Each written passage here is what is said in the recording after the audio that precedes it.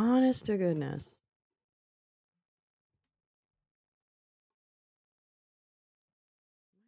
Oops. My cat can't just like use the litter box.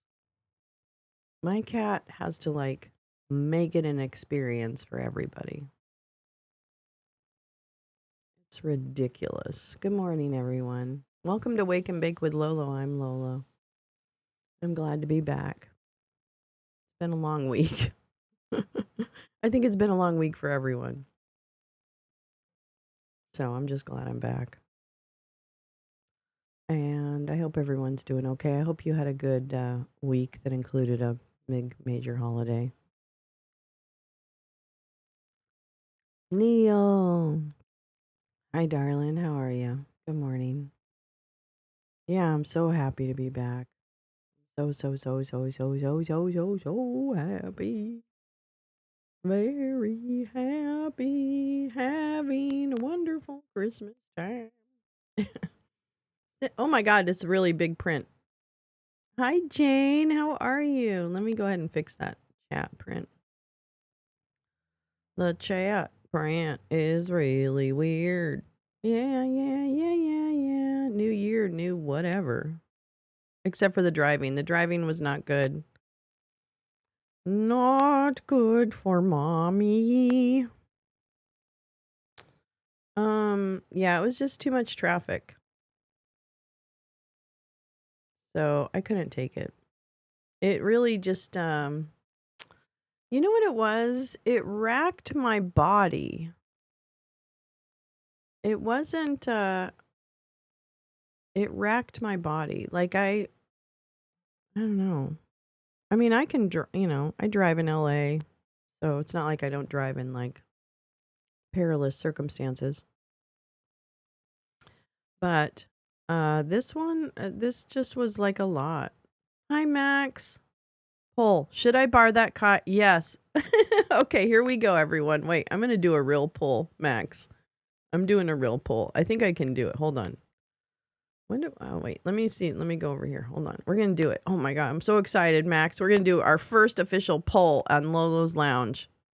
And it's going to be all yours, baby. You get the first poll on Lolo's Lounge. Did Lolo share a pic of something you made to eat that looked insanely incredible? Was it log cake? Yeah. Yes. Jane, he made that. I have to give the seller a decision by noon. Oh my God. Okay, hold on. Because I'm going to wait. What was I doing? Oh, I'm doing a poll. Okay, hold on. Oh, I'm doing a poll. Wow, the print is just still too large. Okay, hold on. I'm going to fix this fucking chat. Font size. There we go. We'll try that. Wowza. Yeah, you can read it now. Okay, hit that like, everybody, if you don't mind. And let's see here. What am I doing now? What the hell was I doing? Oh, wait, I'm doing a poll. Engage with your audience. Here we go. Start a poll. Should Max purchase the car she's been looking at? Yes or no? Wait. Whoops.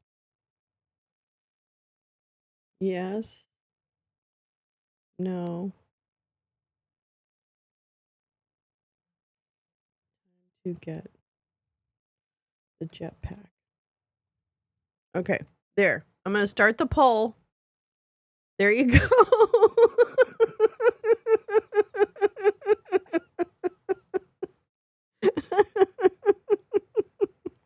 Why does it do my stuff as a fucking thing? Why does it do my thing as a thing?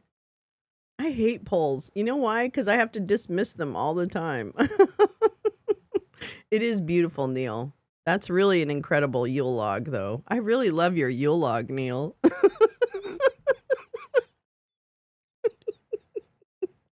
Did you serve it with sweaty balls?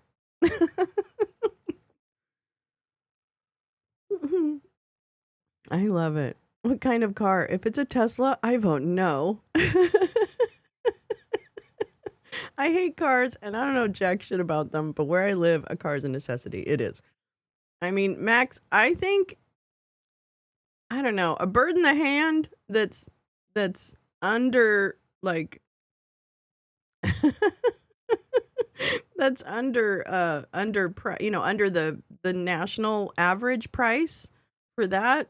I think it's not a bad. I mean, it does have high mileage, but I don't know. It's someone you know that has the car. I think that's a great time to buy a car. I mean, that's a great person to buy a car from. Mm. Oh my gosh, I miss you guys so much. I miss you guys so much. You don't even know how much I missed you. It was terrible. Yeah, if you need a car, Max, I vote yes.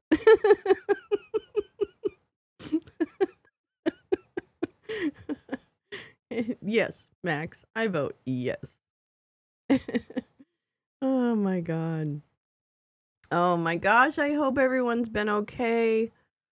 I hope everyone's been okay. We were like, oh, okay, high mileage, but not a Tesla and pre January 20th. Yes. Jane. It's a 2015 Honda CRV under Kelly Blue Book, and the seller is a family friend. I really think this is a good. And I looked up the 2015 Honda CRV yesterday, and it's got such good reviews for that year. I mean, really, Max, that's a good sign. I mean, I don't know.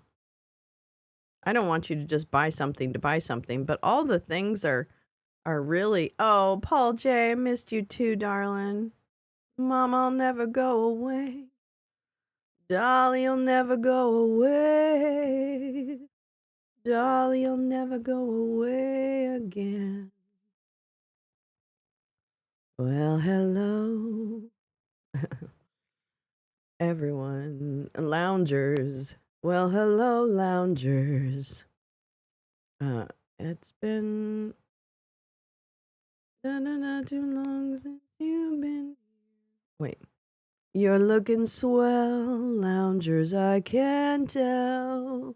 Loungers, you're still glowing, you're still growing. Wait, going, you're still growing strong. I hear the band playing and whatever. Anyway, good morning, and I missed you very much. It's just more car than I thought I wanted. Basically, it's a truck, but it feels kind of serendipitous. Yeah, it makes sense. And you didn't actually enjoy the whole drive thing because your former car was zippier. So I understand that. I just bought a car. Bought my daughter's got car. She got a new one. Saved on taxes and insurance. Oh wow, easily. Good job. Hi, Muskie. How are you? La la la la la. Sorry about the poll, but we've got to help Max. She needs us. She needs us to get over our phobia of polls. Mm.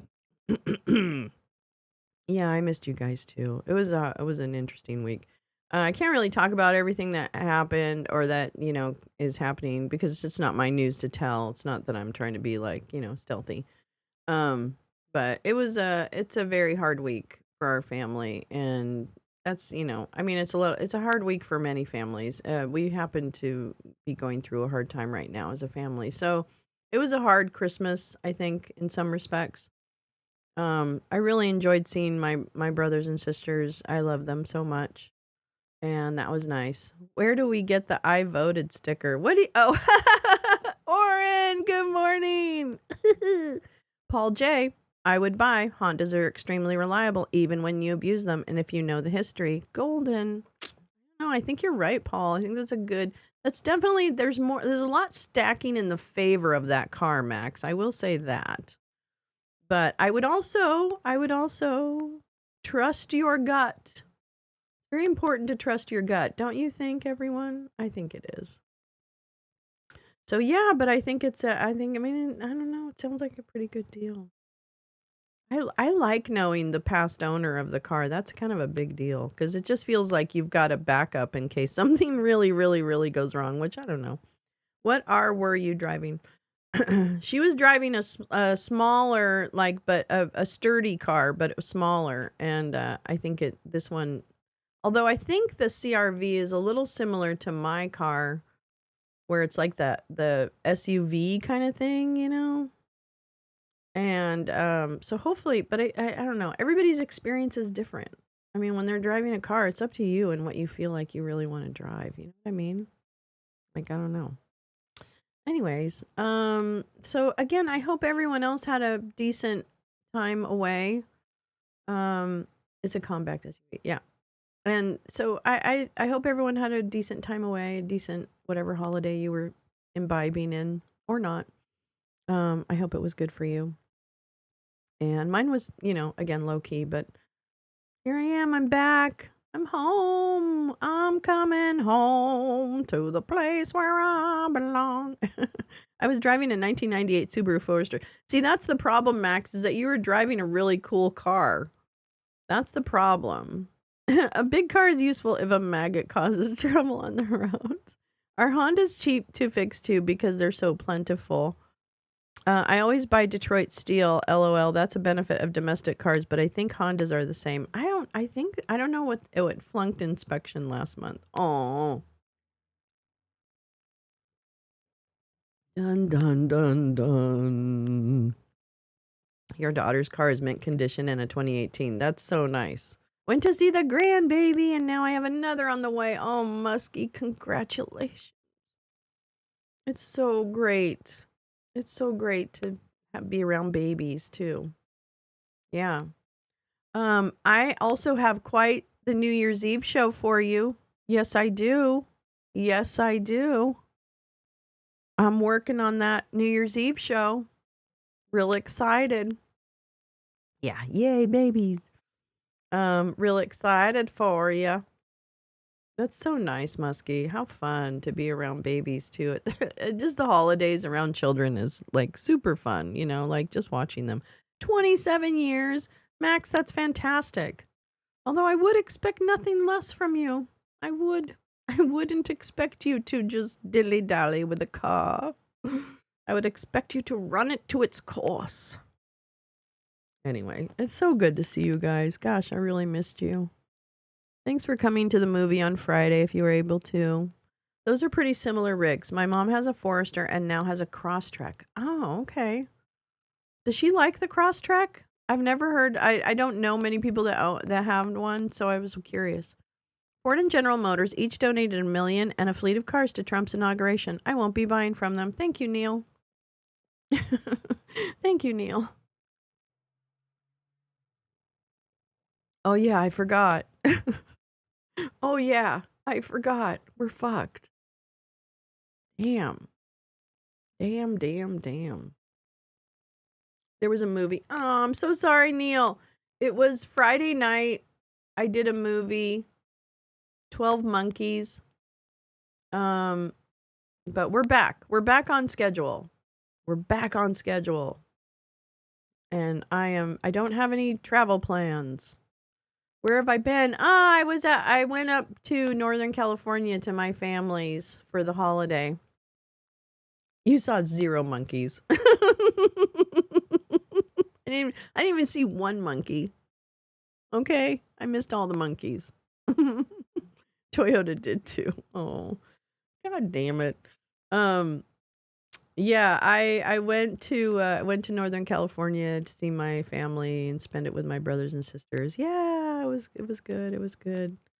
But yeah, it was good to see everyone. It was really nice to hug and like talk. And then we sang. My brother wrote a song. I'm going to be recording it. I'm really excited about it. It's really beautiful. He played it at Christmas. I missed you too, butterflies. I see a monkey every time I look in the mirror. Yeah, I can. The thing about it is that everyone will disappoint us, Paul. Ford and General Motors, Jane. Ford and General Motors. Yeah. I mean, everybody's hedging their bets.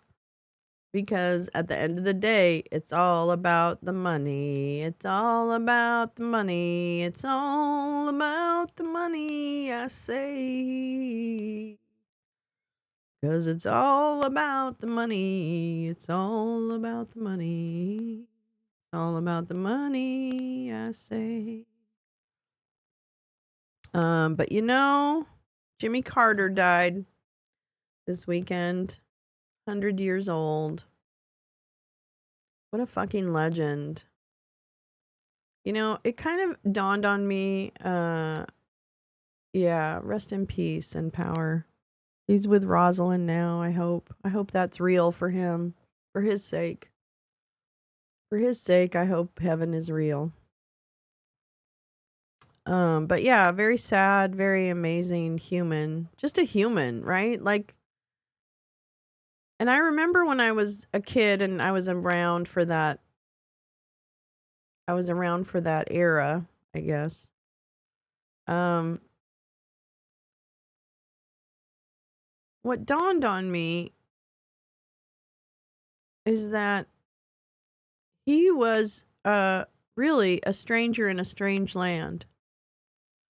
And talk about an outsider coming to Washington. I'm sure he didn't have all his outsiderness. I'm sure he had some insiderness too, but uh I don't know. It was always really clear that was just being he was just being real with us.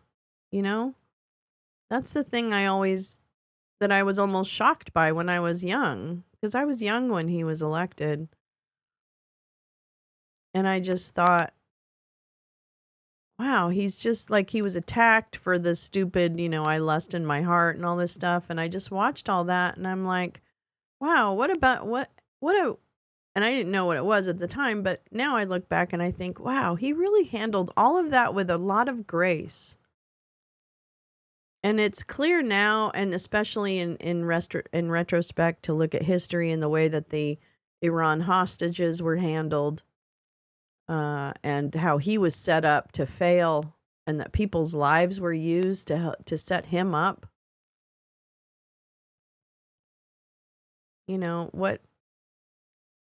What is it? What is the value? What's the value that a human brings to leading?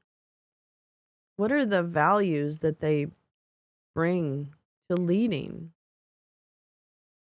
And who are they? And we never had one like him since. And I think he was one of a kind. I really do. I think he was one of a kind. And I mean, clearly we didn't really deserve him because, he wasn't even given the opportunity to really do all the things that he could do. But I guess I'm starting to understand that that's not really the point.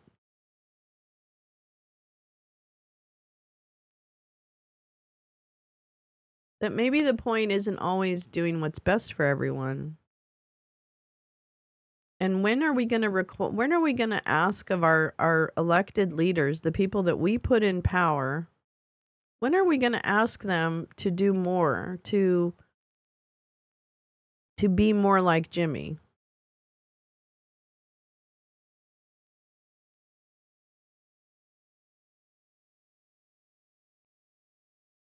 And when is it going to be valued, right? When is it going to be valued to be someone who is kind?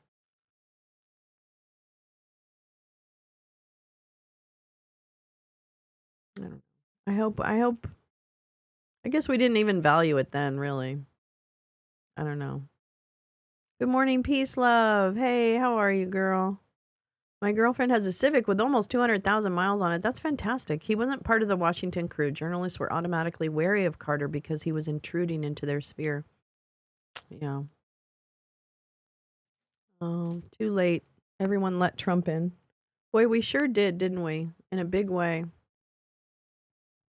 Reagan treasonously, yes, he did. Reagan treasonously sabotaged Carter with the hostages. Yep.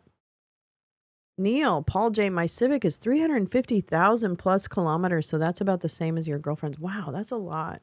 Oh, that's right, it's kilometers. That's funny. Oh, yeah. Anyway, so rest in peace, President Carter. I'm sorry we didn't deserve you. I'm sorry you tried. You tried to set the example of what would be a good human for everyone. Closer to January 20th, the more depressed I get. I'm going to be honest with you easily. We're going to really have to lift each other up during this time because I am, it is not, I don't know. It's not like I'm like, oh, I'm not sitting there sobbing, but I'm definitely, you know, circumspect about what we're about to face and kind of wondering the chaos to ensue. Hello, Paul Langen. How are you? Yeah. Yeah, we didn't deserve him.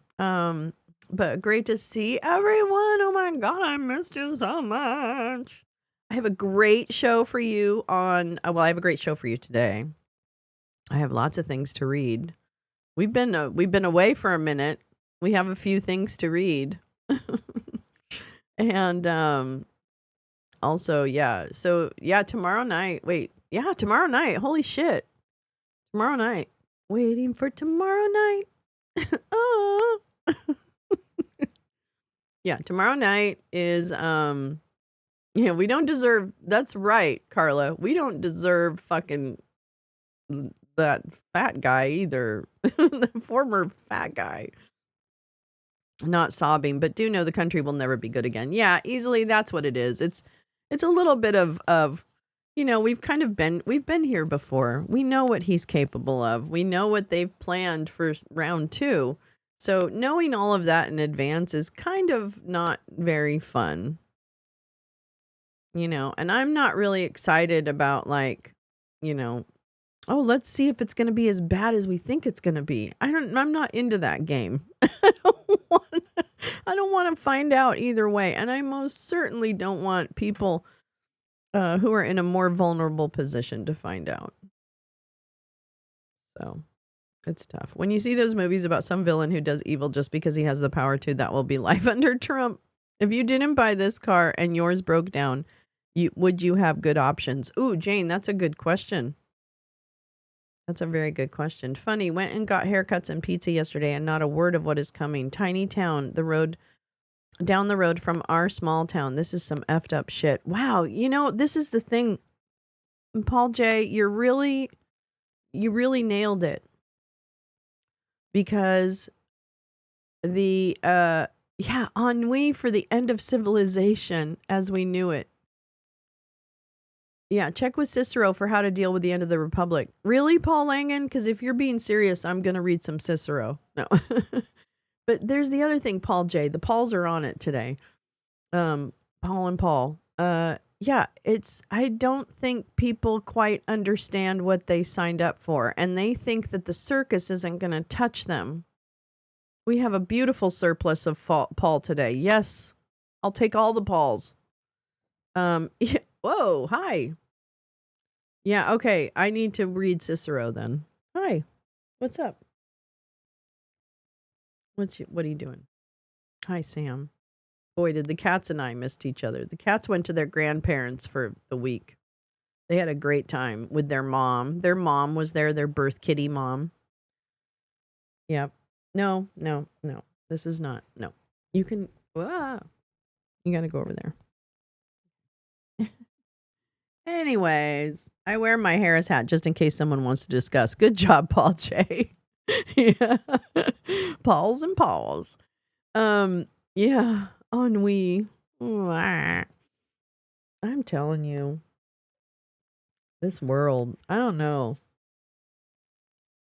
I'm so disappointed in everybody.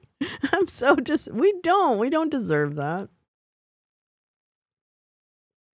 Nobody deserves an authoritarian. I mean, we did vote him in, so I guess to that point we deserve him, but on my mullet. Yes, Paul J. Yes. Yes, rock the mullet and the Harris hat, please. I fucking love it, Paul J. I fucking love it. Way to go. Way to go. Oh my God. Oh my God. I just am like, oh, Social Security and Medicare. Oh, please. Oh, please. Don't fuck it. Your thumbnail has a photo now? Sweet. Oh, I can't see the thumbnails. I'm going to have to look later on. I'll check it out. How did our founding fathers source information about the tenure and fragility of democratically elected republics? Adams, Jefferson, and Madison all looked to Cicero. How did we how did we not build, well, I guess, kind of to some degree it's a function of the oh, your car is broke down. Okay, well then, yeah, there you go.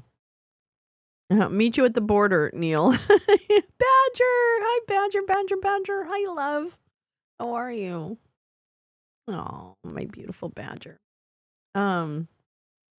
Social Security, Medicare, shirt out and about, LOL. I love Social Security. Oh, Jane, that's so great. I don't get them, but I love them. Oh my God, I need to find one.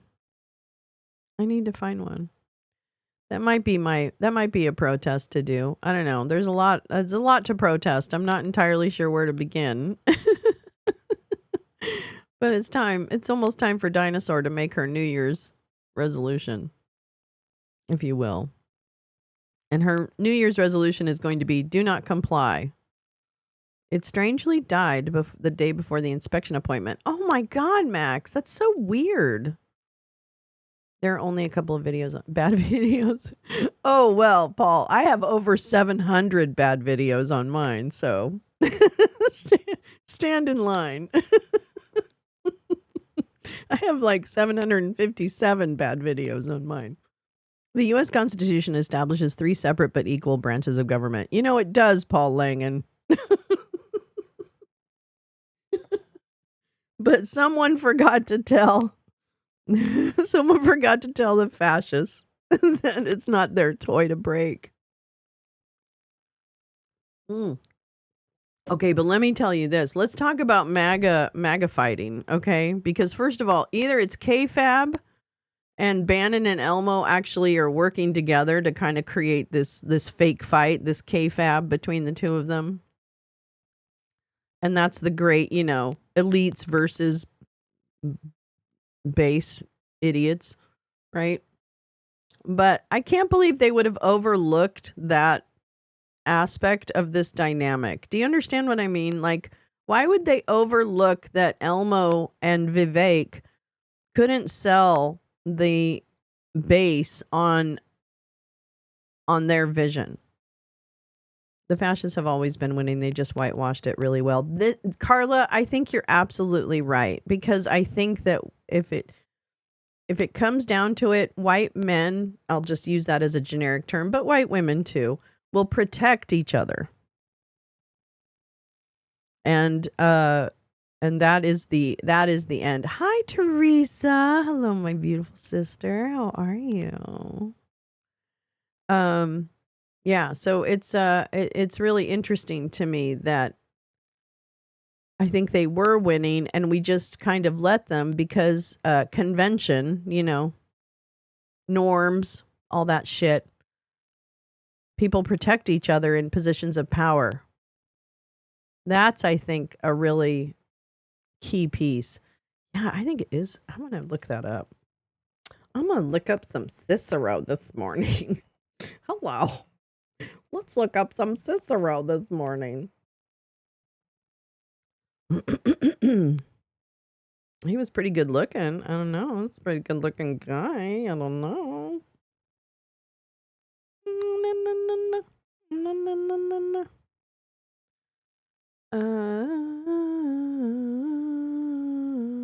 Let me see if I can find something. He's the greatest Roman orator? Wow. I didn't know that. You watched way too many videos on the maggot civil war. Hey, Cicero. He had it coming. He had it coming. He had it coming. No, no, no. No, no, no, no, no. No, no, no, no, no. No, no, no, no, no, no, no, no.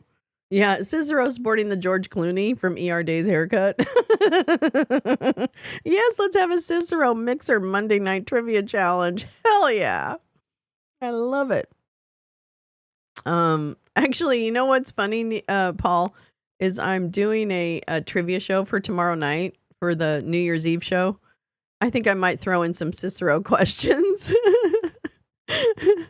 Walked into my knife 12 times. Neil, I want the federal liberals to fight. They seem to be following the Democrats' plan of doing nothing. I don't understand it. Badger, is that happening in Canada? God damn, what's wrong with people? There can be no fellowship between us and tyrants. On the contrary, there is complete estrangement. Well, apparently not. In 1998 starts having the issue of can't get. Oh yes, Max. That is true. That's true. Yeah, I don't think it's. Yeah, Max doesn't drive like huge amounts every year, according to what she said. So I think yeah. I don't know. I'd do it. I'd do it, Max. But of course, it's not my money. But it seems like a decent car. I don't know. I just hate that you don't really like driving it. The good life is impossible without a good state, and there is no greater blessing than a well-ordered state. Cicero. Oh no, there's a lot of factors. It already has a gas tank issue where I couldn't fill the whole way, but they couldn't get a replacement. And then wasn't there something? Oh no, I guess that was someone else. I thought there was something about you couldn't tell if you had enough gas or not. Badger, I truly hope Trudeau is keeping his powder dry until it counts. But Freeland's exit and snarky letter was a backstab. Neil, why did she do that? Why did she fucking do that? Why do people in power not realize how delicate the order is? That's my point. Why do people, and I actually know why. Because the ego takes over, and the ego says, I must give you my opinion, even if it is to the detriment of the people I'm trying to help. So I'm going to say it's ego. There's so much ego involved. And there's not enough like servant leadership. I truly don't know. For the good of the country and cabinet solidarity, she should have shut up and joined the fight. I mean, I guess I just think over a $250 payment, right? It was something she was pissed off about, like the tax credit that was given back to people. And I totally understand her point. Her point's well made. You know, this is an election gimmick and I'm not gonna, but Jesus Christ, if we know what's on the line, how can she not know what's on the line? Hi, how are you? Hope you had a good week. Ego leads to hubris. Hubris leads to orange monster recidivist leaders with small hands. Okay, too good a deal. Maybe it will get you through for a long time. I'm back on Get It. All right, Jane. Jane's back on the Get the Car. You'll get used to the feel of it, Max. I think it's probably going to drive a little bit easy. Well, I don't know. I think everybody has like pop, six, squish, Cicero, Lipschitz. Yeah, Doug Ford is giving everyone Ontario $200. It will cost $3 billion. I mean, it's dumb. I get it. It's totally dumb. I'm sure it was ego. Everyone thinks they're smarter than Trudeau because he's not a lawyer, but he grew up in politics and he's as smart as any of them or more. And I think you're right because he's stuck around for a minute. I don't think you can like poo-poo that. Give us the vehicle specs again, please. Okay, Paul Langan. It is a 2015 Honda CRV owned by a family friend. I think it has over 100,000 miles on it.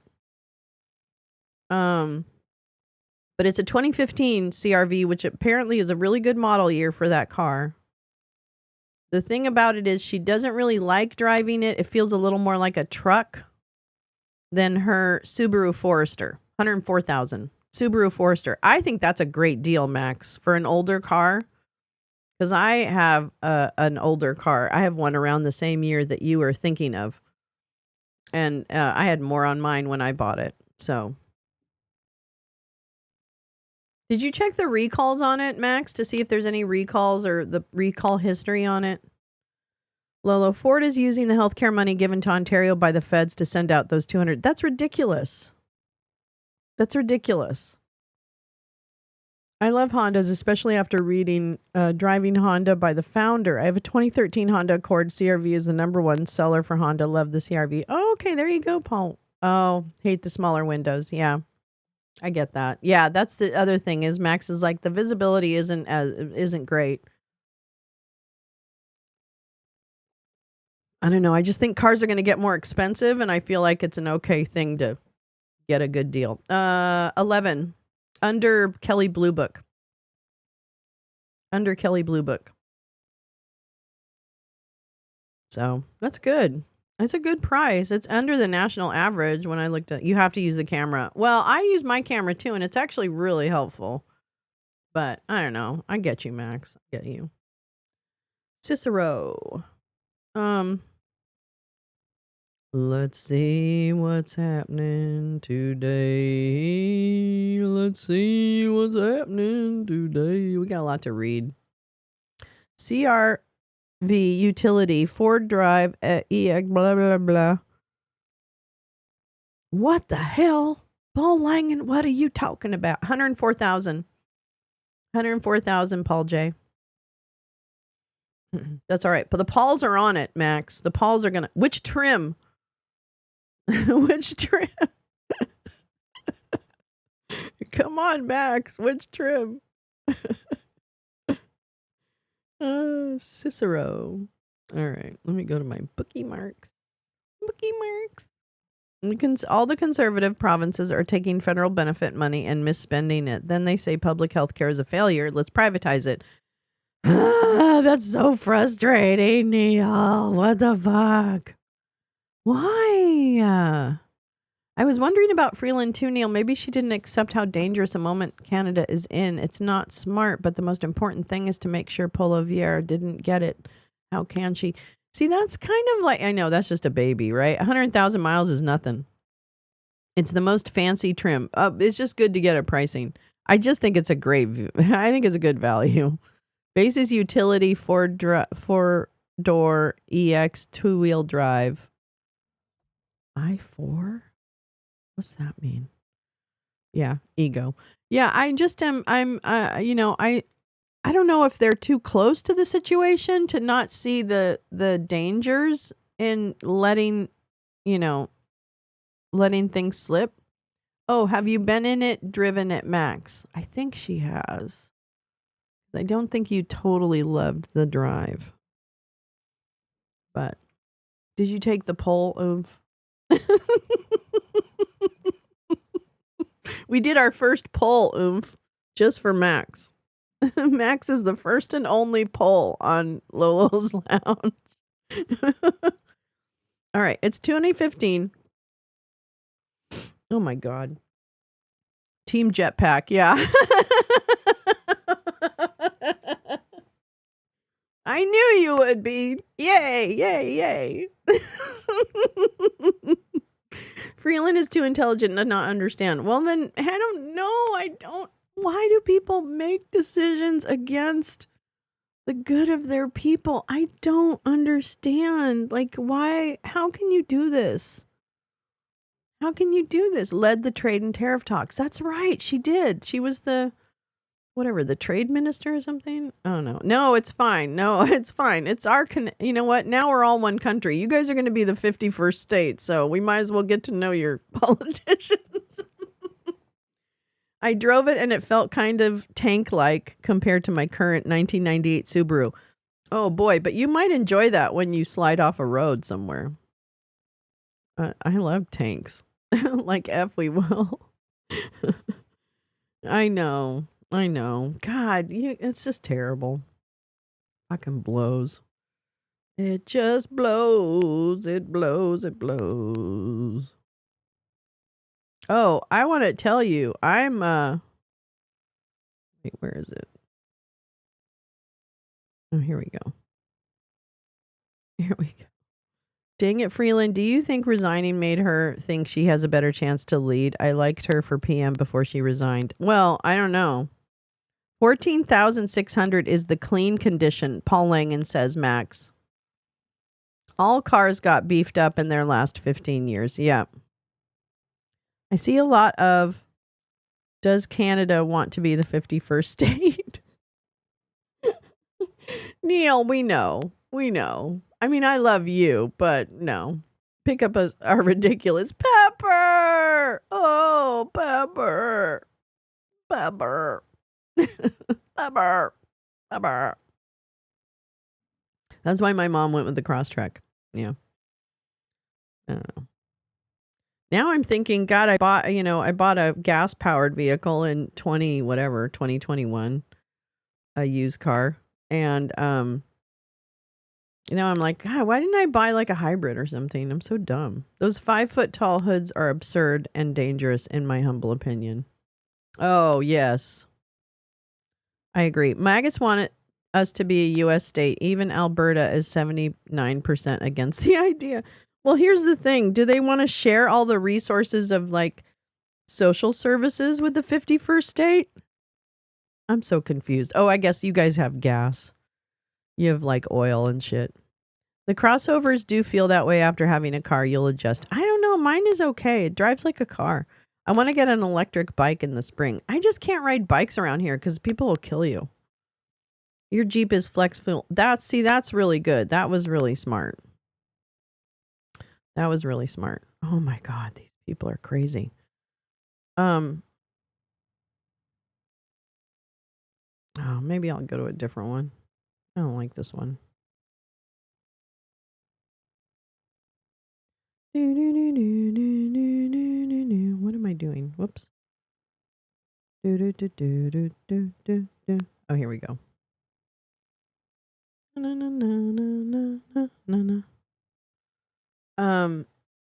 What do you have? I have a Hyundai Santa Fe. Which I love, but is a beautiful car. I just inherited a 2004 Ford F-150 120. Oh, see, I think that's pretty cool, Muskie. That's pretty cool. Anyway, it's a moot point unless Poliver wins and sells us the Trump for $300. He's going to sell you guys to Trump for $300. Well, but think about it. We can at least travel there. I'll move up there. No problem. It's hard to put composted horse manure in your trunk. It's true. It's a good point. All right, let me tell you a couple things I'm looking at these days, just for shits and giggles. Oh yeah, I have a lot. You think I don't? I do. Oh honey. All right. Hyundais have come a long way. I owned an Excel. Oh my God, Paul, that's a way back. That is a way back. I would sell Paul Revere to anyone for $50. Badger. I'd take 35. I mean, whatever. 30% discount. So I've been starting to look at Nicole Shanahan, and why? I don't know. But did you know that she was married to yeah, about 50 cents? Oh, are people bidding? Okay. Nicole Shanahan, a lawyer who was married to Sergey Brin. You know who he is? He's one of the co-founders of Google.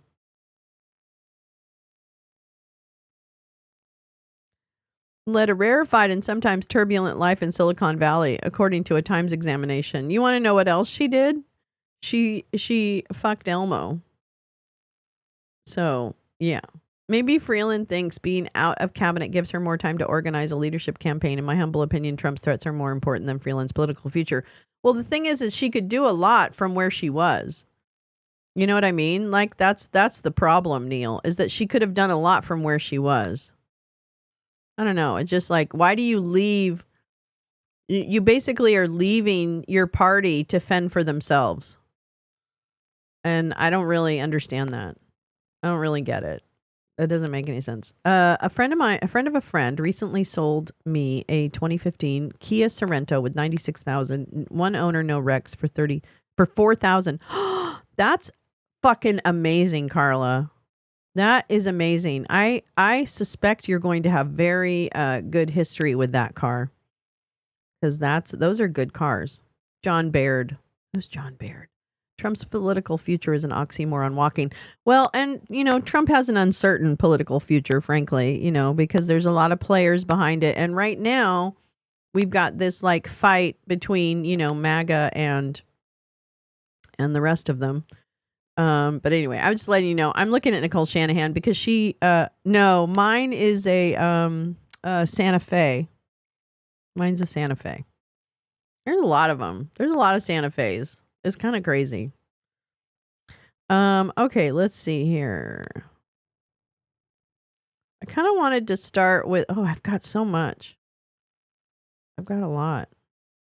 Wait, let's see where I begin because it's been a minute. Do do do do do do do do do do do do. Oh my god. So much. So much. I should just start somewhere. Oh yeah, let's actually start here. This was from 2022. I wanted to also start looking at he is the rube for the times, but does he have legs beyond 2025? 2025. I mean, I think he's going to be undermined by the people around him. That's what I think. This was from 2022, but I wanted to also start looking at like who's getting government contracts. Blue Origin and SpaceX lobby for dominance in government contracts in billionaire space race. Let me see. Let me push this. All right. Bernie Sanders asked lawmakers Wednesday again in 2022 to cut $10 billion in funding for a new NASA lunar landing contract that would likely go to Blue Origin, the aerospace company founded by billionaire Amazon Jeff Bezos. An outspoken critic of Bezos and billionaires in general, Sanders alleged Bezos and SpaceX founder Musk were using NASA as little more than an ATM machine to fund their new space race. Blue Origin spent almost $2 million on lobbying last year. The company has steadily increased its presence in Washington since 2013, with lobbying spending skyrocketing as Bezos and Musk vie for dominance in the space economy. All right, so fight. Blue Origin spent $560,000. Okay, All right, so this is just talking about who their lobbyists are. Okay, that's not really that interesting. Blue Origin lost a $2.9 billion lunar landing contract to SpaceX this fall. The dispute over the contract was a messy ordeal that exemplifies the bad blood between Bezos and Musk and their government-funded ventures into outer space. As Open Secrets reported last week, SpaceX spent $700,000 on lobbying during the first quarter of 22, $2.4 million in 2021, exceeding their... I wonder, Open Secrets. Okay, here we go. Open Secrets. Wow. This is really interesting because when we look back at this, then you see kind of how Elon really kind of fucking, I'm going to hold on to that one. I want to take a look because I'm really interested in like the government contracts and things that are happening and who's going to get what. So I'm curious about that. 104,000. Tom. Hi, Tom. How are you? Good to see you. Welcome. Let's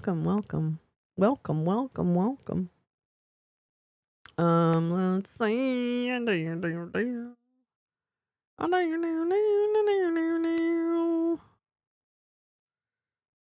What is this? Let's see what this is. Okay, so this was from a few days ago.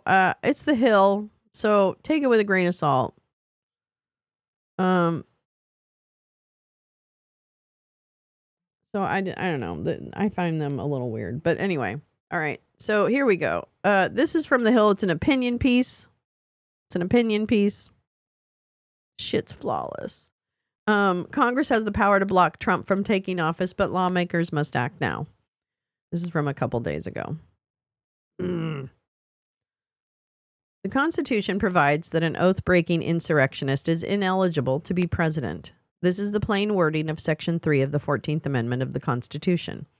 No person shall hold any office, civil or military, under the United States or under any state who, having previously taken an oath to support the Constitution of the United States, shall have engaged in insurrection or rebellion against the same or given aid or comfort to the enemies thereof. This disability can be removed by a 2/3 vote in each house. Disqualification is based on insurrection against the Constitution and not the government. The evidence of Donald Trump's engaging in such insurrection is overwhelming. The matter has been decided in 3 separate forums, 2 of which were fully contested with the active participation of Trump's counsel. Hi, Karen. How are you? So good to see you. The first fully contested proceeding was Trump's second impeachment trial. On January 13, 2021, then President Trump was impeached for incitement of insurrection.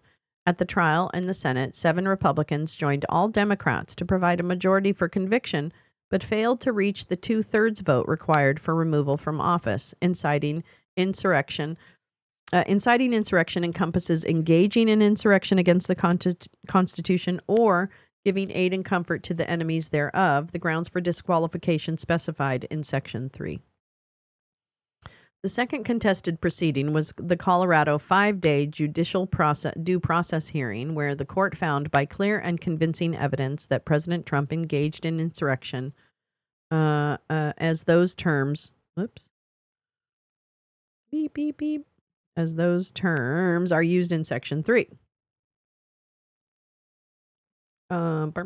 Finally, Section 3. Where are you? The second, was the Colorado Supreme Court affirmed on further appeal to the U.S. Supreme Court. The court held that states lack power to disqualify candidates for federal office and that federal legislation was required to enforce Section 3. The court did not address the finding that Trump had engaged in insurrection. Finally, there is the bipartisan inquiry of the House Select Committee to investigate the January 6 attack on the U.S. Capitol. More than half of the witnesses whose testimony was displayed at its 9 public hearings were Republicans, including members of the Trump administration.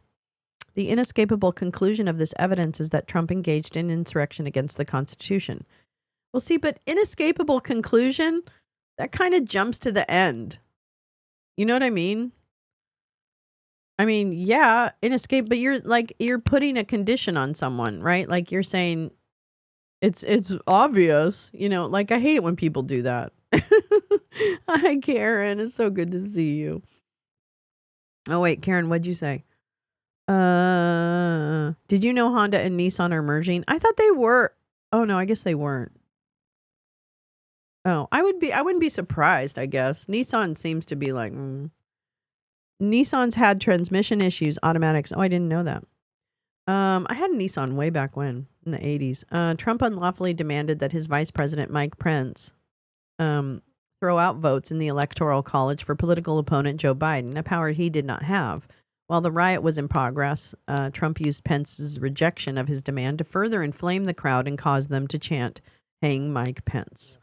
Some will argue that the Supreme Court decision in the Colorado case, Trump v. Anderson, precludes Congress from rejecting electoral votes when they convene on January 6 on the basis of the 14th Amendment disqualification. This view lacks merit for 3 reasons. First, the majority's suggestion that there must be new implementing federal legislation passed pursuant to the enforcement power specified in the 14th Amendment is what lawyers call dicta. Dicta are the musings of an opinion that are not required to decide the case. The holding that Section 3 is not self-executing may be an alternate holding, but thoughts about the kind of implementing statute required are plain dicta. Dicta are not precedential. The 4 dissenters strenuously objected to this part of the opinion as overreach to decide a question not presented. This overreach is a power grab which Congress is not required to credit. Second, counting the Electoral College votes is a matter uniquely assigned to Congress by the Constitution. Under well-settled law, this fact deprives the Supreme Court of a voice in the matter because the rejection of the vote on constitutionally specified grounds is a non-reviewable political question. For some reason, I thought Honda was in trouble. Oh, really? Some years Honda. It's just more car than I thought I wanted. It's rated by NTSB as a light truck, but the ones I prefer, like a similar age Impreza, are more expensive. Yeah, I know. And, with good reason. Imprezas, yeah. They're sweet as fuck. Oh, hatchback. I haven't driven one of those. I wouldn't. They're really nice look. They seem sturdy, but they are hard to find in a decent price. Honda has a great reputation for reliability, and their vehicles generally retain more of their value than Nissan over the same time periods. Do do do do do do do. Non-reviewable. I'm gonna get a shirt that says that. Non-reviewable. It's non-reviewable. My nose is running. All right. The third, specific legislation designed for this situation already exists. The Electoral Count Act was first enacted in 1887 and later amended and restated in 2022. That statute provides a detailed mechanism for resolving disputes as to the validity of electoral college votes. The act specifies two grounds for objection to an electoral vote: if the electors from a state were not lawfully certified, or if the vote of one or more electors was not regularly given. A vote for a candidate disqualified by the Constitution is plainly in accordance with the normal use of words not regularly given. Disqualification for engaging in insurrection is no different from disqualification based on other constitutional requirements, such as age, citizenship from birth, and 14 years residency in the United States. To make an objection under the Count Act requires a petition signed by 20% of the members of each house. If the objection is sustained by majority vote in each house, the vote is not counted and the number of votes required to be elected is reduced by the number of disqualified votes. If all votes for Trump were not counted, Kamala Harris would be elected president. The unlikelihood of congressional Republicans doing anything that might elect Harris as president is obvious, but Democrats need to take a stand against electoral college votes for the person disqualified by the Constitution from holding office unless and until this disability is removed. No less is required by their oath to support and defend the Constitution. Well, this is interesting. Is it an EXL? Oh, yeah, Tom, I don't think you can look above, but there's this the specs. Hold on, let me find them. Hold on, let me find them. It's a max comment. Okay,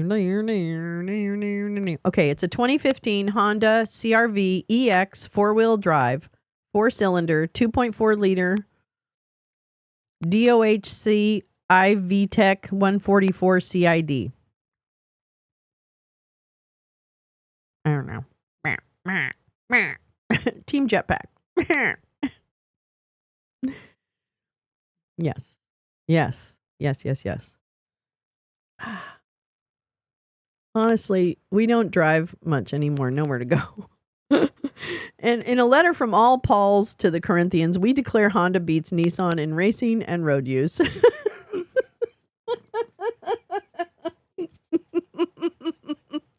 The official Pauls of the Corinthians.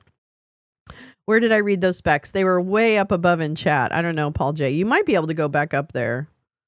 But yeah, they're way up there.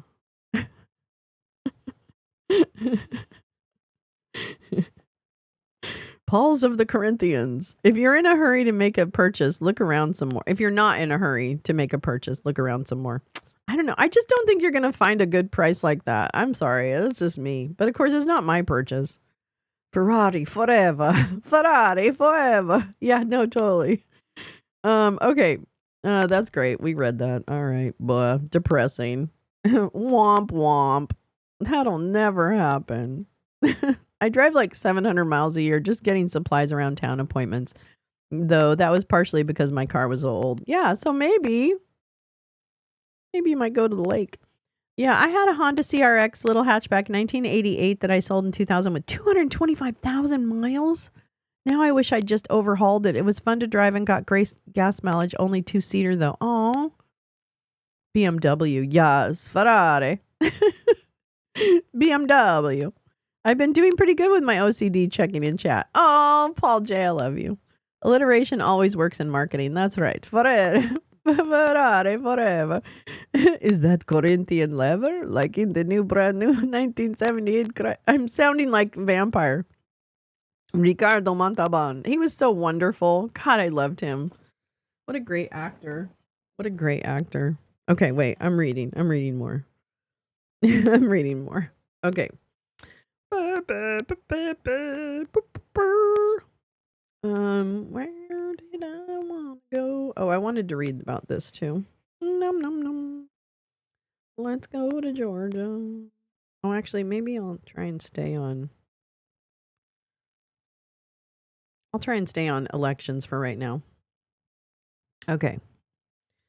And then this, I take meds for it, but it only does so much. The fast moving chats are really hard. Oh, Paul, I'm sorry. That can be a lot. I probably won't get as good as a deal. Butterflies, the seller family friend wants a decision by today or they're going to list it for sale. Yeah, I understand. I don't like to feel like I have to make a decision though, but I understand they want to kind of move forward with it. But everything's too pressure. I thought this might be interesting. Democracy Docket opinion writers covered crucial voting rights issues in 2024. You know, that's exciting. Democracy Docket's opinion writers range from professors to activists to lawyers, creating exclusive content just for our readers. They provided their unique perspectives on a variety of topics like President-elect Donald Trump's tactics to weaken our democratic voter system, blah, blah, blah. Here's all the guest columns. Well, let's just take a look. Ohio's voter law. Autocrats are hiding behind what? Okay. I don't want to read all of these. Okay, well, actually, I'm not going to read this. I changed my mind. It's too many opinions. You all have too many opinions. I don't want your opinions. Let's see. God,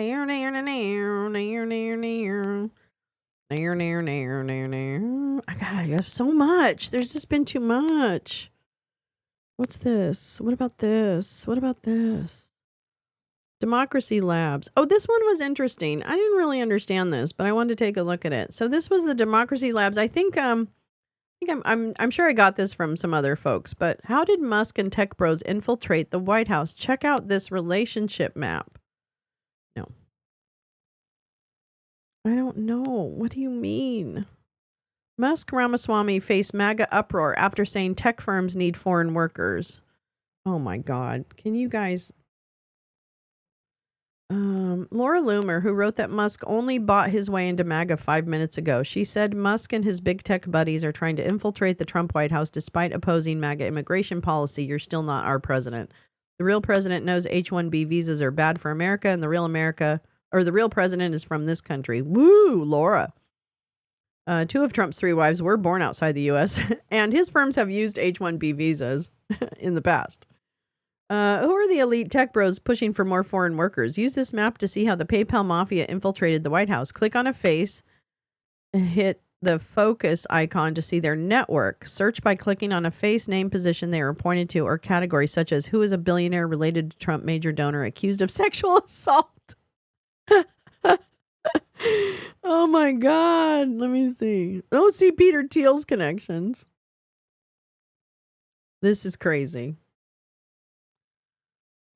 I wonder if I can make this. Oh my God. Menstrual monitoring. Thiel, the co-founder of PayPal and Palantir Technologies, is a significant figure in Silicon Valley and a major supporter of right-wing. Vance's career was heavily shaped. Peter Thiel got J.D. Vance a job at a biotech company in San Francisco after J.D. Vance graduated from law school. Citing the company's CEO acknowledged as a favor to Thiel, this employment pattern extended to various venture capital roles despite Vance's limited success. A significant investment failure involving a Kentucky company that went bankrupt, casting further doubt on Vance's business expertise. Thiel's financial and strategic support persisted despite these setbacks, notably through a $15 million contribution to a super PAC that effectively managed Vance's Senate campaign. The super PAC then further effectively took over operation of the campaign and ran most of it for Mr. Vance. Oh my goodness. Your local sheriff wants to know about your menstrual cycle. Consider the ability of a woman from an abortion-banned state to travel to another state to get a legal abortion. Laws could attempt to restrict travel to receive abortions in other states, charge those who travel, or criminalize those.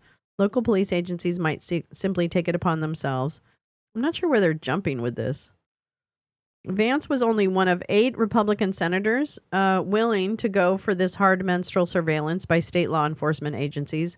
Vance was one of only 8 senators who thought this rule was a bridge too far and endangered valid state laws protecting life and would limit cooperation with law enforcement. Blake Masters worked for Peter Thiel. David Sachs and Peter Thiel. Oh, this is all the list. Oh, this is pretty cool. So here's just a big bullet list of names, which is actually pretty cool. Blake Masters worked for Peter Thiel's Thiel Capital and for the Thiel Foundation. David Sachs and Peter Thiel were PayPal executives together. Thiel is CEO and Sachs is COO. Jacob Hellberg is a senior advisor to Palantir, which Peter Thiel co-founded. Jim O'Neill worked as 2 of Peter Thiel's funds, Clarium Capital and Mithril Capital, and for the Thiel Foundation. Michael Krasios worked for 2 of Peter Thiel's. Shyam Shankar is the CTO of Palantir. Well, so wait, are they all in the White House? I don't get it. Okay, well, this is an interesting resource, but I'm not really sure how to use it, so I'd have to what's this? Oh, this is... Look at that picture. I know, Subarus are really great cars. Oh, the extra ground clearance helps in the snow. That's a good point. Oh, this is David Sachs. Yeah, here's the thing. What is David Sachs doing? I can't even remember what he's doing. What is he doing in the Sachs? God damn it. Are you kidding me? What is he going to be doing? He's a South African? David Sachs is South African too? What? I don't know. Hi, SB. How are you? Middle name for David is Ball. Ball Sachs. Okay, wait. Let's see. What is this? David Sachs name AI czar. That's what it is. So he's in charge of technology. Why are all these people who are not from here in charge of shit? I mean, I don't mind it, I guess, but I mean, come on. I do. Oh my God. What religion is David Sachs? I don't know. Does he have religion? David Sachs and Peter Thiel were PayPal executives together. Thiel is CEO, Sachs is COO. David Sachs donated to J.D. Vance's 2022 Senate campaign and pushed for Donald Trump to pick Vance as his running mate. Elon and David are friends who worked at PayPal more than 30 years ago. No, 20 years ago, whatever. Sachs has been in Musk's inner circle at X. Trump has appointed David Sachs a vocal supporter and fundraiser as White House AI and crypto czar. Oh my God. Trump, who promised to be the crypto president despite calling it a scam at one point, has named venture capitalist David Sachs as his point man on all things involving cryptocurrency and artificial intelligence. Sachs founded Yammer, which Microsoft purchased for in 2012 for $1.2 billion, as well as venture capital firm Kraft Ventures. He's also a former CEO at PayPal. He notably moderated a Twitter Spaces discussion between DeSantis and Elon Musk, and he's just full of money. I'm full of money. I'm full of money. I'm full of money. Don't you see? I'm full of money. I'm full of money. All right, let me see here. Do do do do do do do do do.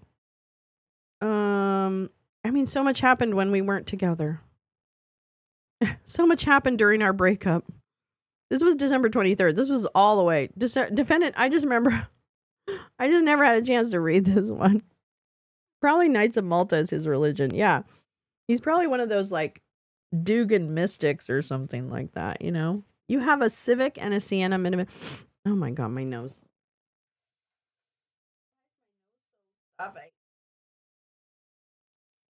My nose, stop it. I gotta smoke some weed. I'm bleeding dollar blood, so the vampire in chief loves having me around.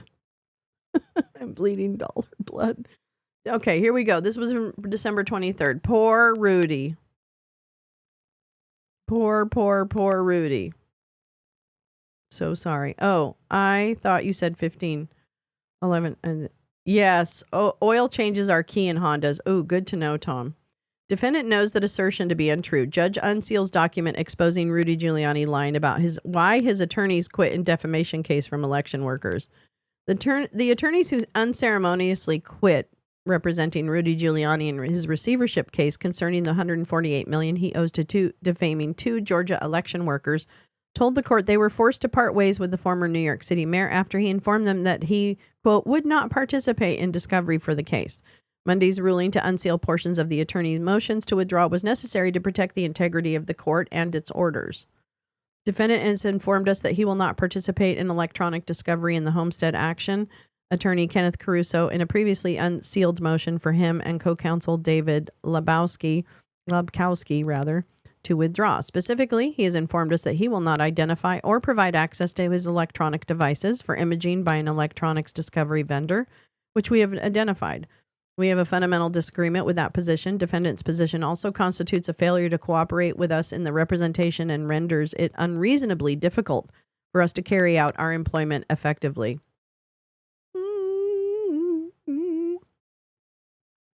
The defamed election workers, Ruby Freeman and her daughter, Wandrea Arshay Moss, have been in ongoing and often contentious litigation with Giuliani to collect on that judgment.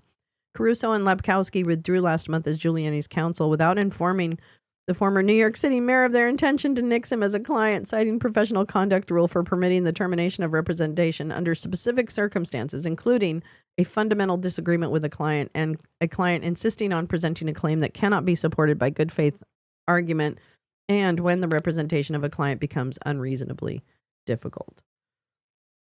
Let's see. I think I'm just gonna. I think I have the actual document.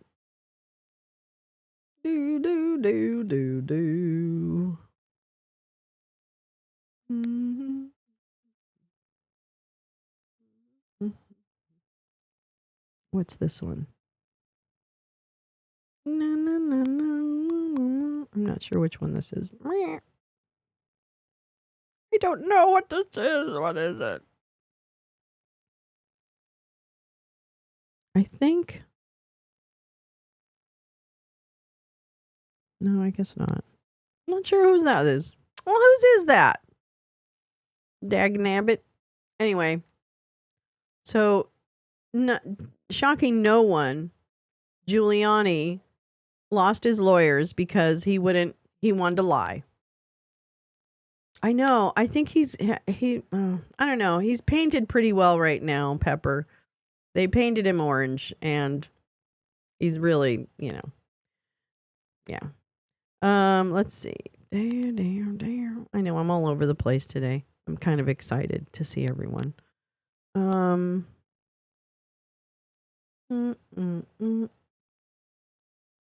What is this? Global potential for further attacks on business leaders. Oh, this was interesting. So when I was reading a story about the CEO who got murdered, I also was led to this website, Dragonfly, which is a personal security firm, I guess, and for executives. And I don't know, they track security threats to like important people, I guess. We assess that violent attacks on business leaders globally will almost certainly remain extremely rare in the coming years. Oh my God. Can they write any like less printy? Okay. This assessment was issued to clients of Dragonfly's Security Intelligence and Analysis Service on December 13th. On December 4th, an individual with grievances against corporations and health insurers shot and killed the CEO of United Healthcare. While left and right-wing groups have praised the murder, almost all anti-corporate activists seem intent on nonviolent forms of protest, such as staging demonstrations or verbally confronting executives. Clients have asked us about the potential for further attacks on business leaders after an individual killed the CEO of United Healthcare. Police have arrested and charged a suspect based on the man's social media posts. Note he wrote and details from him about U.S. press outlets. The apparent perpetrator was aggrieved with health insurance companies which he perceived as greedy. Okay. We have not seen any information to suggest he was part of a group. Given this, we strongly doubt that further similar attacks are imminent. Don't worry. Attacks on business leaders will probably remain extremely rare in the U.S. and globally in the coming years. Some users on extremist channels have praised the attack, expressed hostility towards health insurers and major corporations, and encouraged attacks on corporate executives. But in our assessment, this sentiment will primarily be expressed through nonviolent actions such as protests and verbal confrontations. Activists will particularly focus on the healthcare, pharmaceutical, extractives, defense, and banking industries in the U.S. and Europe based on rhetoric and worldviews. Highly unusual assassination. Anyway, kind of interesting, mildly. They're all thinking about it. They're all thinking about their butts. How are we going to protect our butts? Too fast chat is well within our control. I will step away from the keyboard slowly. Wait, his liver can't last much longer. I know. He must be really in a bad way, I would imagine. Okay, now I think I can get to Georgia. Oh, this one I kind of also... I'm all over the place. I know. I'm so sorry. I'm going to try. Well, first of all, on January 10th, we're going to listen to the Supreme Court's doing an emergency session, I guess, hearing for the TikTok ban. So that's January 10th. That's next week. Hello. Do you believe that? That's next week. It's like next Friday. Crazy. So we're going to be reading about that. But then I have something else. Where am I? Oh, then I had this. This is so crazy. I didn't read this yet, so I'm sorry. I should probably do a better job of like reading stuff. But I don't know. I'm kind of if I buy a Luigi t-shirt, will the FBI watch you? Probably. Probably. Probably. The biggest thing I had to do to my CRV was the starter. I had to take the intake manifold off to get to it. My hybrid doesn't have a starter or an alternator. Interesting.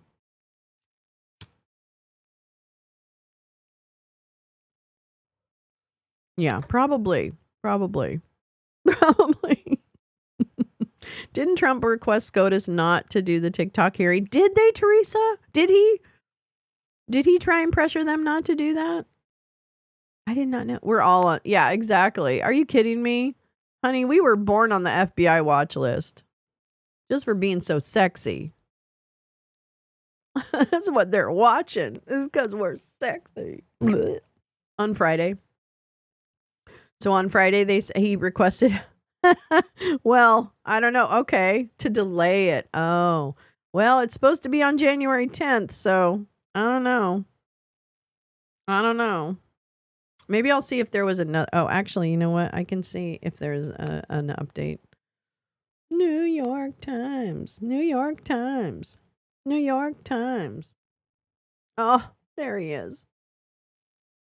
Peacemaking president. God, they treated him so badly. I'm telling you right now, they treated him so badly.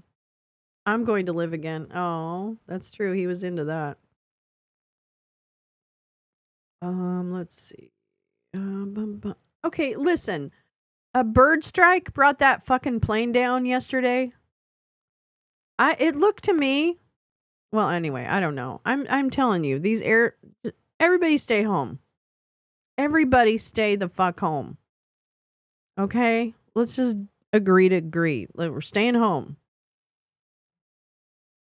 Take a train if you need to go somewhere. I was just checking this thing. Boeing. Can Boeing close down? Because Boeing is a problem. Okay? Boeing is a fucking problem. Terrible. This is bullshit. The man who uses Instagram. Oh my God, that's terrible. Marketplace of girl influencers managed by moms and stalked by men. Well, are we surprised by that? I'm confused. Social media companies face global tug of war over free speech. Well, let's talk about this since we're going to talk about that. Social media companies, okay. President-elect Trump's pick for the FCC and FTC have vowed to remove censorship online that conflicts with European regulators who are pushing for stricter moderation. Can you imagine any other president sending messages to SCOTUS via media? I know. This This has to, you know what? We can stop this, right? We can. The media can stop this. The Republican politicians, they can stop this. They don't want to, but they can. They can stop it. I don't really understand it. All right, here we go. This is from today.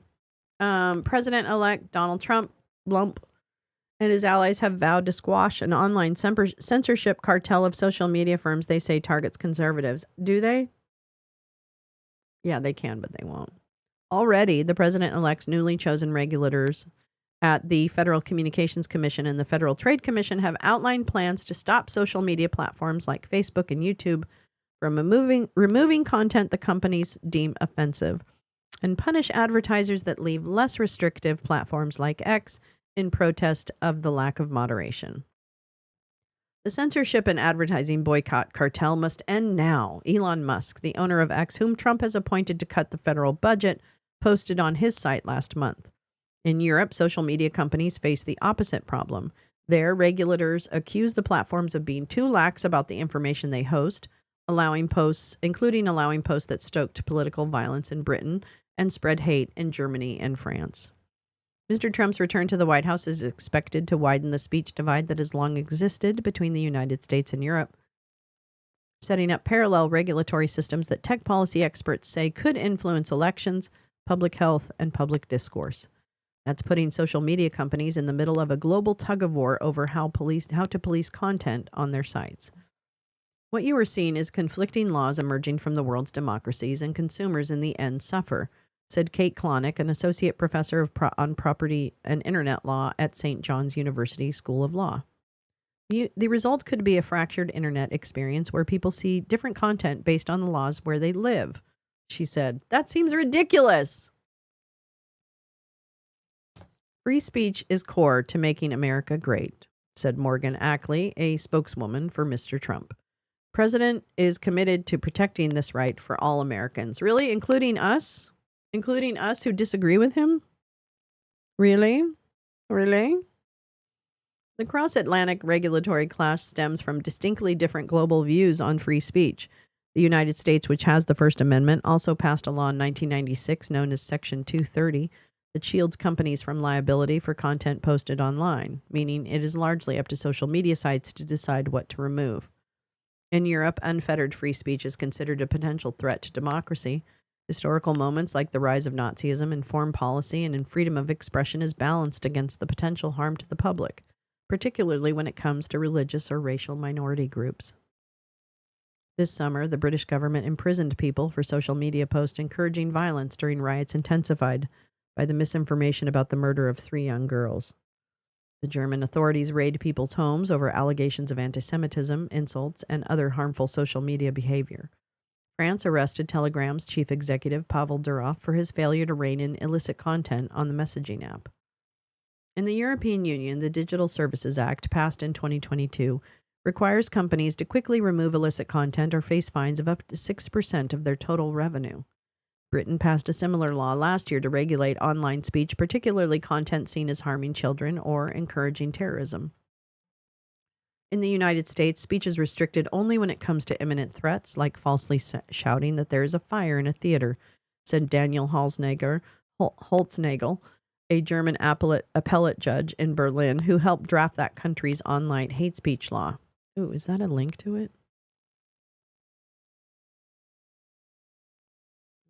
Mm-mm. Oh, man. Luigi. Hold on. Sorry. I'm so sorry. Oh, dang it. Ugh, okay, fine. I'll come back to that. What? Where are you? Where am I? Okay, where am I? Where's my... What? What? Okay, fine. In Europe, it's not only a fire in a theater standard, but also hate speech, incitement to hatred, and more.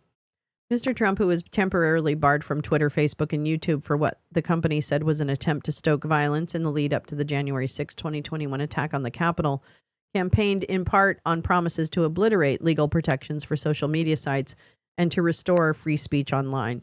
See, this is part of the problem. We refer to it as the January 6th attack on the Capitol. That's the problem. That's the problem. Day of the Dolphin. I remember that movie. It's referring to January 6th as an attack on the Capitol, which sounds almost mild. Now, Mr. Trump's political appointees have rallied to that message. Brendan Carr, a Republican member of the FCC who would be promoted to lead it, said he would broaden the agency's mandate, which is mainly to regulate phone and internet service providers and broadcast media. Oh my God. Mr. Carr was the author of a chapter on the FCC in the Conservative Project 2025 planning document in which he argued that the agency should also regulate the largest tech companies such as Apple, Meta, Google, and Microsoft. He also plans to weaken liability protections for online platforms under Section 230, exposing the companies to more lawsuits for choices they make on moderation. Combating tech censorship is going to be one of the top priorities for me, Mr. Carr said in an interview with Fox News after he was selected. Andrew Ferguson, who would likewise be promoted from a Republican position on the FTC, Federal Trade Commission, I guess, to become the agency's chair. Oh, telecommunications. I don't know. Said in a pitch to Mr. Trump at Mar-a-Lago that he would use antitrust law as a cudgel to go after the biggest platforms that stifle speech. He has argued that advertisers that left X could be the target of antitrust enforcement for potentially working together in ways that violated anti-collusion law. Concerted refusals to deal, also known as group boycotts, are illegal, Mr. Ferguson said in a statement. Mr. Carr and Mr. Ferguson did not immediately respond to requests for comment. Some tech policy experts say that Mr. Carr and Ferguson would face steep challenges in their legal interpretations. They may need congressional approvals in some instances to expand their agency's mandates.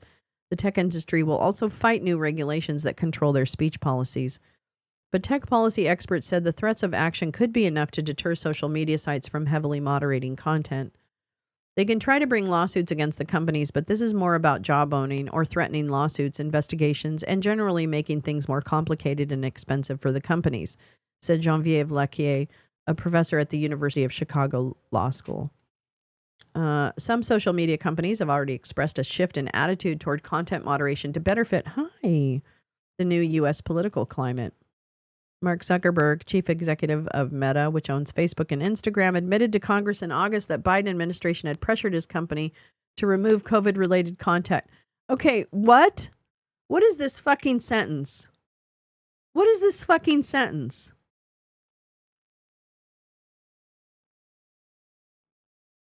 Admitted to Congress in August that the Biden administration had pressured his company to remove COVID-related content that raised doubt about the... What? What?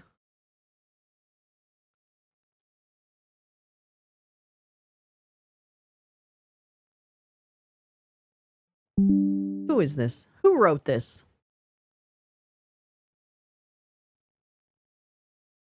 Yeah. Cecilia and Adam, I'm coming for you.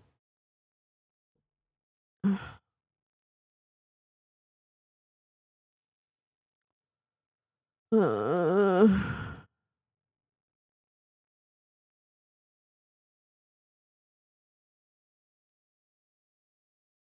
so sad. Okay.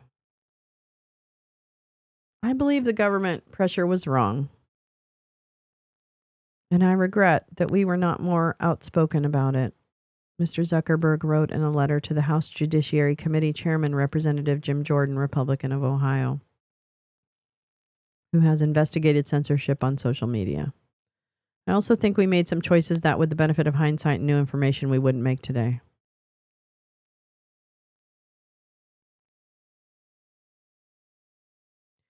The company perhaps most illustrative of the widening free speech divide is X. Mr. Musk bought the platform, which was known as Twitter, vowing to make it a free speech haven and restoring thousands of previously banned accounts.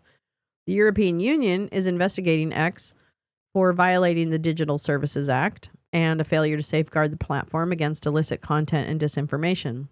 The DSA is misinformation, Mr. Musk said in a post in July. Oh, Onwurah, a member of the British Parliament, is leading an investigation into the role of social media in the riots in Britain this year. We talk about online harms, but that was incredibly real-world physical harm, Miss Onwurah said. Okay, well, Cecilia, we're not happy. We're not happy with you, girl. We're not happy with you, girl.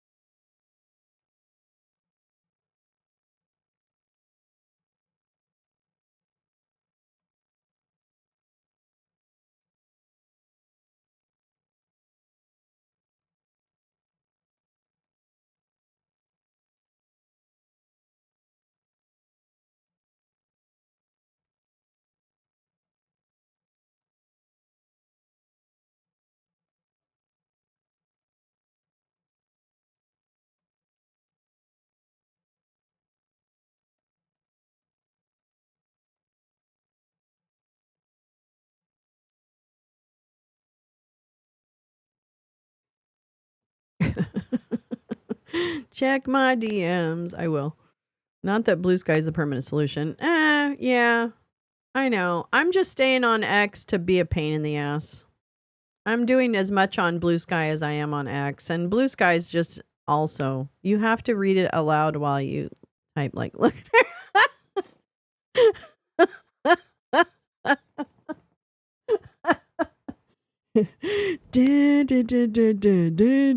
Oh, wait, where's my. Oh, I don't even have a post.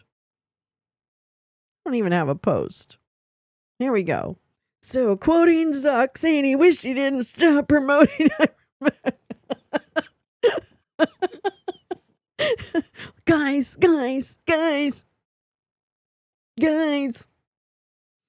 Oh my God. Okay. Anyway, Cecilia, go fuck yourself. I fucking hate you. I hate you, girl. But waiting on Blue Sky, a plausible and media business. Oh, yeah, that's a good point. I mean, it's not, yeah. Yeah, that's a good point. I don't know. Blue Sky is still owned by a bro. Come on, I can't. Like what? Ooh, new rules about identity. The role-playing game replaced race with species and divorced several character traits from biological identity. Interesting. Great. Now we lost the D&D people. God damn it. What the hell? What the hell?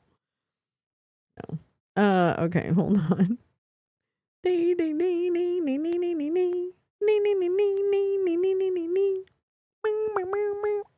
Wait, what is this? Oh, this was a kind of interesting story too. What's this? I wanted to read this. This is Arizona's tiny Taipei, how a Taiwanese chip factory seeded a community. Signal end-to-end encryption may provide the strongest asset for those who oppose the new fascism. Yeah, I use Signal for some stuff. I'm never going to get my family to adopt a new technology. It's just not going to happen. Believe me. Taiwan Semiconductor Manufacturing Company, a global tech giant, brought thousands of workers from Asia to the Phoenix suburbs for jobs at a plant that the Biden administration helped fund. After Helen Wang finishes work at the new microchip plant looming over the Arizona desert, she drives home to start her side hustle, cooking pots of spicy beef soup and pork noodles for the Taiwanese colleagues who are hungry for a taste of home. There were almost no Asian groceries or Taiwanese restaurants nearby when the first workers began landing on the northern edge of Phoenix 2 years ago to work at a chip factory operated by the Taiwan Semiconductor Manufacturing Company. Since then, the workers and their families have turned a mostly white corner of strip mall suburbia into a tiny Taipei. Taiwanese businesses are popping up near Takari. Ow. Okay, that is like very sharp claws into my. Ow. Yeah, I'm just there to cause trouble, Jane. It's not. No one should have to stay there. I'm doing just as much on Blue Sky as I was on X. Okay. Sorry. Here we go. Since then, okay. Taiwanese businesses are popping up near taquerias and nail salons. Taiwanese cooks have joined Ms. Wang in ferrying meals to the Chips Factory parking lot. Supermarkets have started stocking Taiwanese sauces and noodles. The sound of Mandarin floats through the daycare centers and schools where 282 Taiwanese students are enrolled this year. The spaceship-like factory drawing thousands of workers and their families to the area is a crucial part of President Biden's effort to bolster advanced chip production in the United States. The company, known as TSMC, has committed $65 billion to the project and is set to receive $6.6 billion in grants through the CHIPS and Science Act. Now, the future of TSMC's Arizona factory and the lives of its Taiwanese workers here may rest on whether Dump tries to undercut government aid for the company or imposes new restrictions on foreign workers. Although the TSMC project began during Mr. Trump's first term, he has criticized the CHIPS Act and accused Taiwan of poaching the American semiconductor industry, and a debate over visas for skilled workers has already caused a rift among Trump's backers. For the Taiwanese workers, shifting geopolitics of immigration and trade are far beyond their control. They said that their main concerns were long workdays spent trying to bring the plant online while adjusting to a new life of 8-lane freeways, children's play dates, and blistering desert heat 7,200 miles from home. The growing numbers of workers are seeding a cultural and demographic shift where the Phoenix sprawl melts into the Sonoran Desert. Real estate developers are converting a beige outdoor mall into an Asian shopping center. Its name, 808 Union Hills Plaza, plays up the lucky number 8 in the Chinese numerology. The wife of one engineer at TSMC's plant has already opened a boba tea shop there. Other developers are hoping to build Taiwanese-style townhouses in the desert off a dead-end road near the factory. It all happened so quickly, said Wen Chang, a Taiwanese restaurateur who moved to Arizona this year from New Mexico when he heard about the influx of new workers. Mr. Chang opened Taiwan Bistro, a stir-fry restaurant and a 15-minute drive from the plant, and now delivers dozens of boxed lunches there every day. Many evenings, the restaurant is packed with Taiwanese patrons singing karaoke and TSMC employees introducing signature dishes like 3-cup chicken to their American coworkers. Cool. Wow, it is space age. Look at that. Whoa. It's very space age. Finland seized the latest ship to tear up cables and reportedly found spying gear. Really, Tom? I did not hear that. I did not hear that. I know. I'm a pincushion for my cats, actually. They say it feels like home, like a community center, Mr. Chang said. In America, you don't have this kind of Taiwanese food, culture, and lifestyle. Many people find life quite dull. New Taiwanese families said they had felt welcomed. Some of them had struggled with different traffic rules and the absence of universal health care. But as a whole, they are finding their feet in this diffusely populated land that is the opposite of Taiwan, an island of nearly 24 million people, a little bigger in size than Maryland.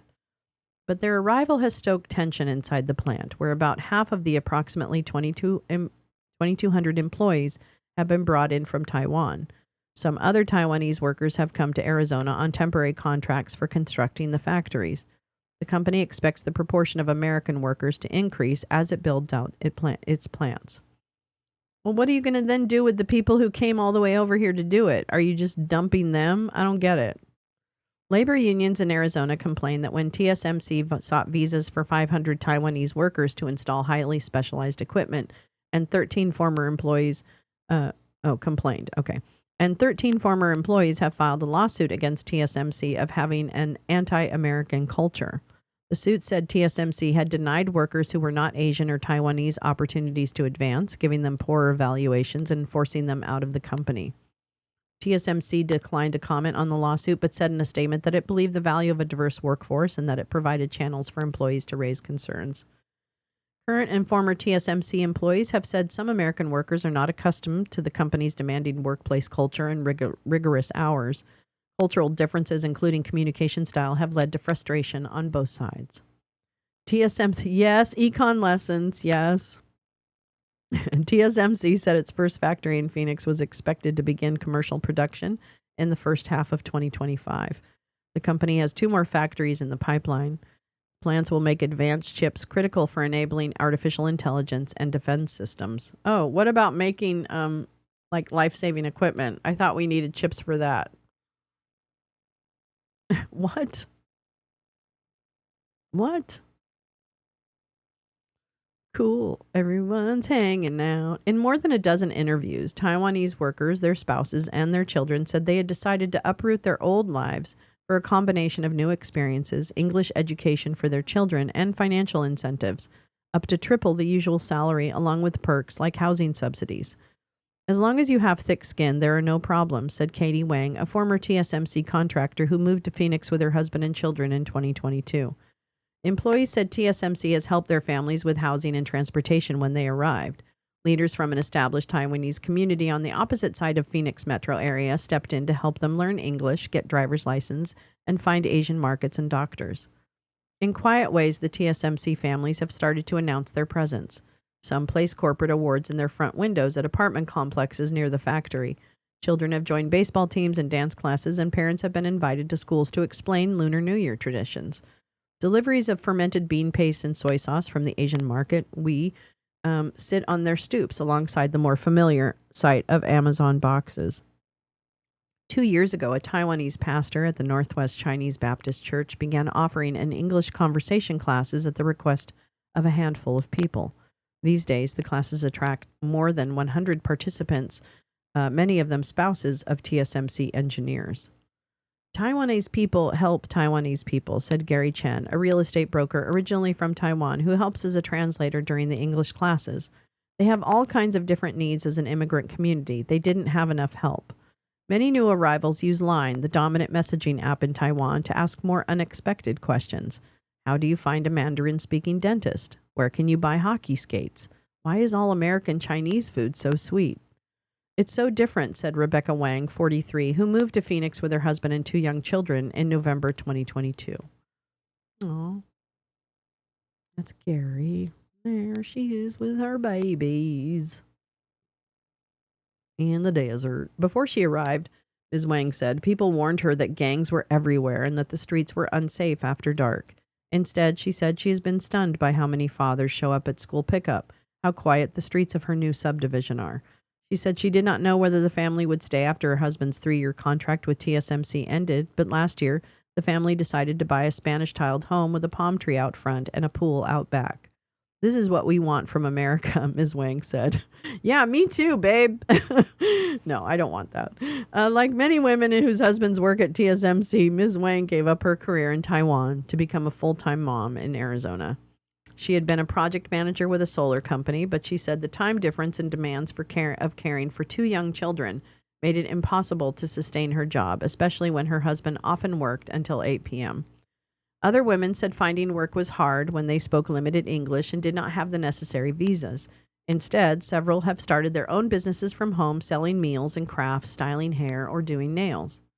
Kate Yu, 33, started her business after her husband's colleagues at TSMC began salivating over the braised chicken and pork belly she prepared for his lunches. She made extra for them and soon expanded into baked goods and Taiwanese staples like popcorn chicken and bubble tea. She now has her own cafe, Taiwan Mama, and opened a second location over the summer. When we came here, we didn't know what to do, she said. Running a kitchen was a departure from her Taiwanese career as a computer engineer. But Miss Yu's grandfather and father had been chefs and had owned restaurants. Making milk tea in bento boxes felt like something familiar in an unfamiliar place. As her business grew, Miss Yu's mother flew over from Taiwan to help care for her 3 children. She does not know whether the family will stay for good, but she has signed a 5-year lease on the new restaurant. When we first opened the store, it was simply because we craved some Taiwanese food, she said. I still find it hard to get used to things like burgers and pizzas. Occasionally is fine, but having them every day feels strange. I know, now I want bubble tea. Well, I think that's really cool. You know, fraught with challenges, but just very cool also. Oops. Ooh, so sorry. Whoa, whoa, whoa, whoa. Everybody calm down. The average content of added sugars in ultra-processed foods, 21% of calories, was 8-fold higher than in processed foods and 5-fold higher than in non-processed. Oh.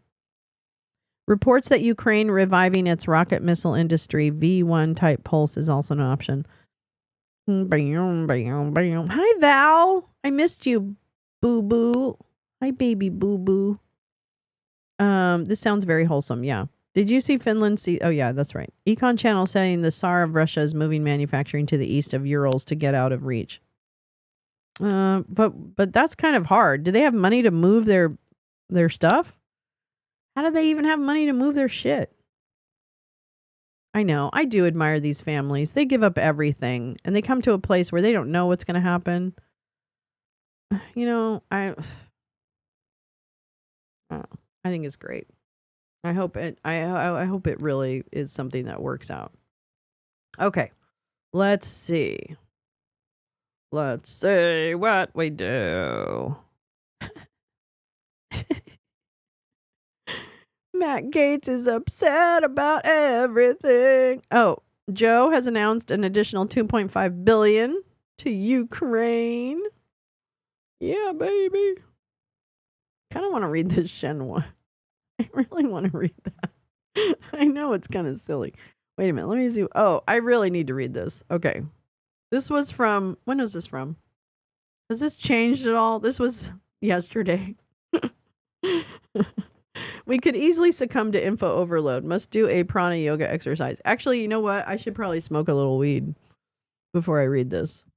That's what I should do. I should slow down. Slow down. You move too fast. I'm going to have to, yeah, or smoke weed. Ooh. No, we probably should do prana yoga. That's probably more what we should do. You're right. But since my wrists are bad, I'll just smoke some weed.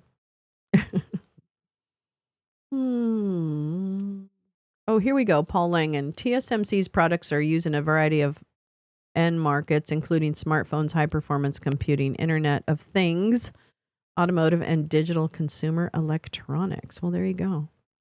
So, Tom, if I have my geography correct, east of the Urals might be out of reach for Ukraine, but not Europe, closer to NATO. I mean, it's kind of weird. How do they have money to move anything? They don't have any money. They really don't. Like, what was it? Tom, what was the econ lessons? They did the annual budget. I wonder if that guy will get mad at me if I do that. Hold on. Because I thought that one was really good. Hold on.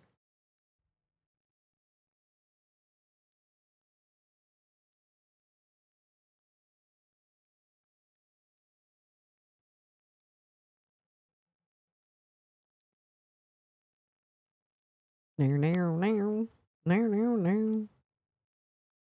is it? Where is it? Where is it? Where is it? Where is it? Where is it?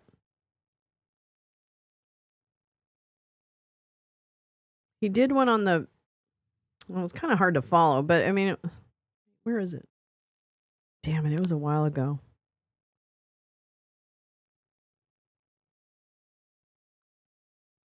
All right. Well, let me. Okay, well, let's play this one. Hold on, I'm going to do this because this guy's really good. And this is something Tom introduced us to, Econ Lessons.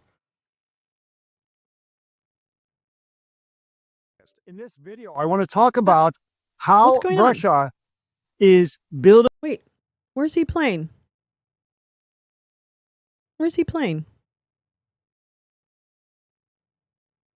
Complex to prepare you guys hear him? for a 100-year geopolitical challenge. It's a challenge to the world.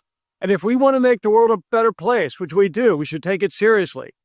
There's evidence coming from Russia, specifically from the Ukrainian special intelligence, that they are building an industrial complex which is beyond comprehension.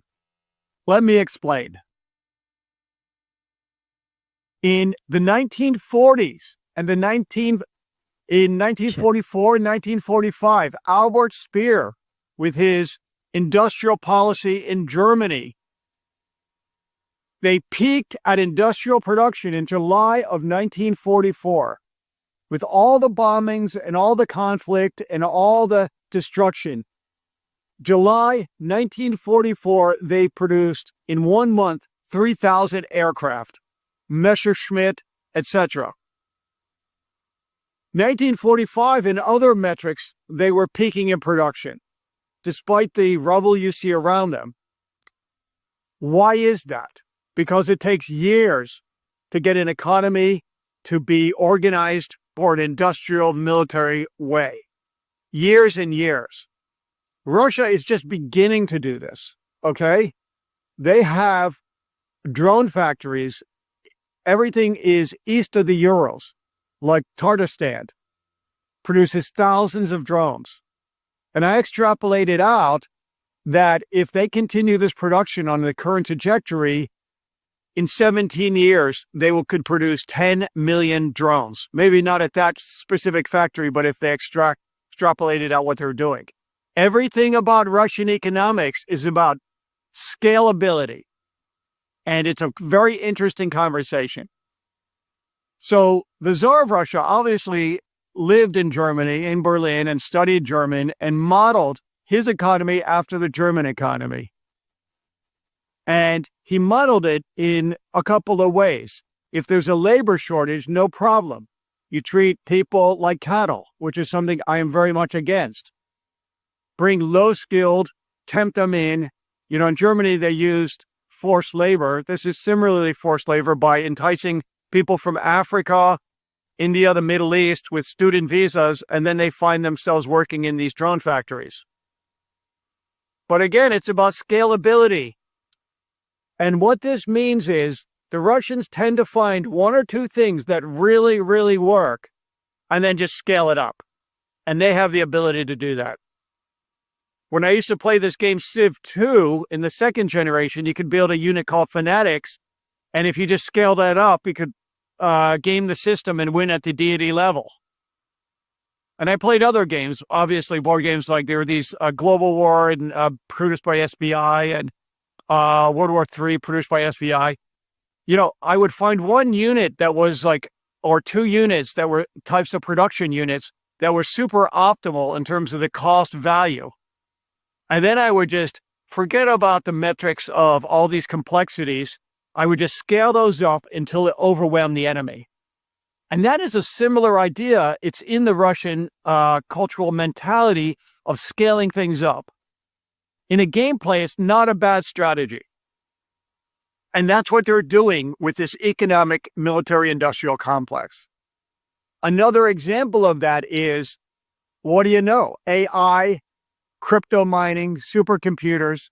They found a way to circumvent GPU manufacturers like NVIDIA, because there's now cloned Chinese GPU and CPU, GPU probably being more important, manufacturers for multi-parallel processing and complex computations. And you need two things. You need cold weather and you need energy, cheap energy. You could scale that up until there's no tomorrow. They could dominate in Siberia, which they're doing, the crypto market to generate cash internally, because their general economic strategy is economic independence from the rest of the world. So they're looking at ways to scale it up with crypto mining, and they also use that for, hacking and influencing the political system and destabilizing the West very easily in Siberia. This is what Stalin did. He put entire factories on rail cars, huge Iron Age rail cars, and moved them east of the Urals. And that's what he did. You can look it up in history. So we've got lessons from history he's taking, the Tsar of Russia, from Stalin, from the H guy in Germany, Speer.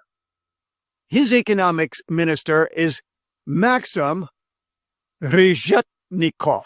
I probably said it in a Polish way. It's Cyrillic, and I translate it in a funny way. We'll call him Maxim. He's got the same idea of scalability, scaling up Russian economic production, finding one or two niches which he can mass produce and game the system. Now, the problem here is, like Karl von Clausewitz said, War is just a continuation of policy by other means. So if they declare a negotiated settlement, somebody, wants to be Moscow number one, Washington number two in the world, negotiated settlement. If they're willing to do that, that's not a problem for the Russians because they have their eye on the ball, 100-year policy of geopolitical world domination. It doesn't have to be occupation, but they want to continually to weaken these democracies. And they're scaling their economy up in this two specific examples, drone production and crypto mining production, as well as AI production, and take advantage of opportunities there for the future robotics, using the inputs from Chinese GPU. And all they have to do is sell energy to India, yes, to India and China, and not only fuel their current efforts, but to fuel, more importantly, these long-term efforts. So if they can get a negotiated settlement, a break, they'll be number one, Moscow, and, Washington will be number two. And that's the reality, because this peace settlement will allow them to continue to gear up. And like I said at the beginning, Albert Speer did that. He knew that it would take 5, 6, 7, 8 years. Russians have 100 years. Why not? That's the way they think in terms of their current geopolitical ambitions. Again, it's not a comment on the Russian people. It's the geopolitical ambitions of the current regime in Moscow, the Tsarist regime. What can the world do? Well, I've given a few ingredients. If I was a Russian, I'd be slacking off. I would be not consuming.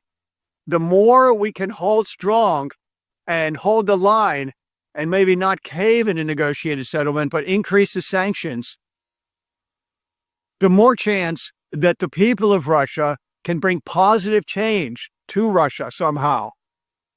Got an issue that 80%, up to 80%, according to University of Colorado, support this regime in Moscow.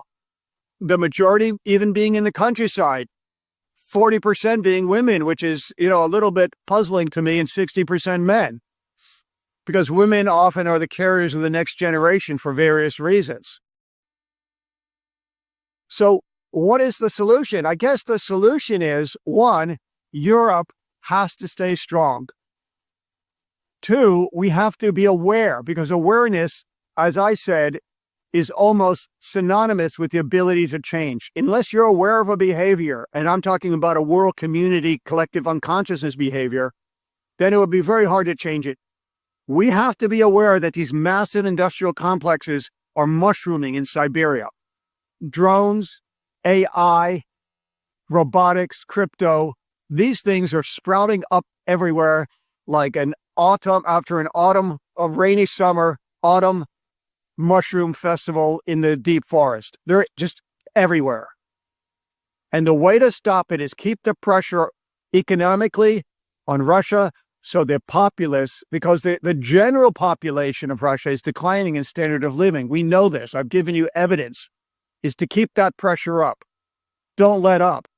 Don't put your head in the sand and be an ostrich. Because just like Stalin did, and the Tsar of Russia right today is no different than Stalin, he's moving everything east of the Urals, almost undetectable. And if it is detectable, a lot of it's underground, like the Germans did, Albert Speer. They could only a direct hit on an underground steel factory could destroy this steel. Even if it was detectable, because we have advanced technology, it's inaccessible. We can't get to it. It's thousands and thousands of miles and kilometers away from, harm's way. So my recommendation is keep the pressure up, keep it up enough so the Russian population awakens and becomes aware. That's going to be hard. Now, the second alternative is Ukraine plays chess. That's what they're doing. They're not doing it like this brutal scaling up of one-dimensional economics. They're doing it in a multifaceted way. And multifaceted, complex, plugged into a free market can override strategy 1 of the Russians. So we've got hope. We've got a lot of hope in this next year. because I believe Ukraine is doing things silently, okay, with a big stick. And that's all I'm going to leave it at. But economically, Ukraine is aware of what's happening, and they're trying to do an end run about the Russian scaling up idea. A lot of general talk, but in terms of specifics, I think you get the point. Imagine a Stalin who scales up, fueled by tremendous fossil fuel demand from China and India, specifically India a lot, to create destabilization in the West. And the way to prevent it is don't cave. Keep the pressure up. My name is Mark Bernard. I'm a monetary economist. Have a great day. Thank you very much.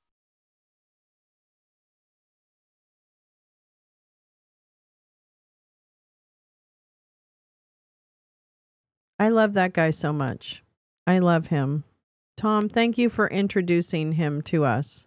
Let me get that off. Let me get the link to that. Hold on. I will get the link for you. Yeah, I always have to watch him. Like, I'm going to be honest, I have to watch it a couple times in order to understand it. But I'm very appreciative of that channel, Tom. It's a really good one. All right, let's see. Econ. Oops.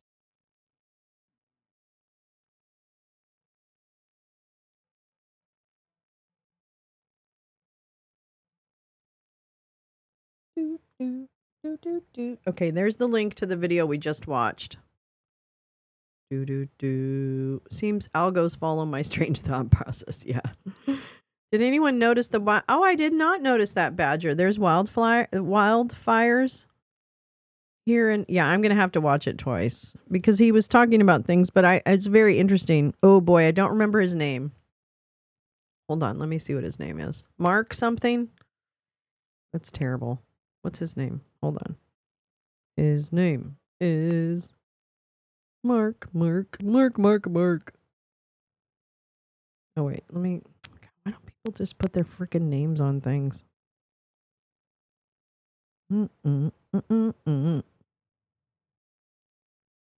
Mark. His name's Mark. Mark Barand, maybe. I don't know. I didn't quite hear it. He does talk fast. He does talk fast. I just read the article about the DC madam. They suicided, and when they found the list of customers, Merrick Garland blocked the release. Really, Jim? That's interesting. Yeah, I don't, here's the thing about Merrick Garland. I have very good friends on both sides of the Merrick Garland debate. And I think that Merrick Garland, something happened which prevented both the FBI from doing a serious investigation of January 6th, from the Secret Service texts that were deleted. I don't know. I need a truly independent attorney general. And not that he wasn't independent, but he seemed to conform to his branch. And I at least would like him to tell us, was it that there wasn't enough evidence? And with Matt Gaetz, was there just not enough evidence?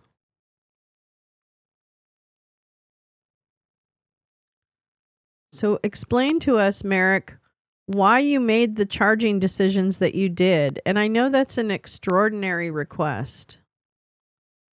I really do. I know that's an extraordinary request, but these are extraordinary times. And the least you could do is tell us if you were part of the setup as we march into, this kind of fucked up sophomoric authoritarianism, half-assed bullshit. So I still have a lot of problems with Merrick Garland. I mean, I respect the fact that he is an expert and can decide when to bring a case and when not to. But I don't really understand why. I don't. I'm sorry, I don't. I just don't. I don't after what Eastman and others were involved in, the meetings that took place, the conversations that were documented.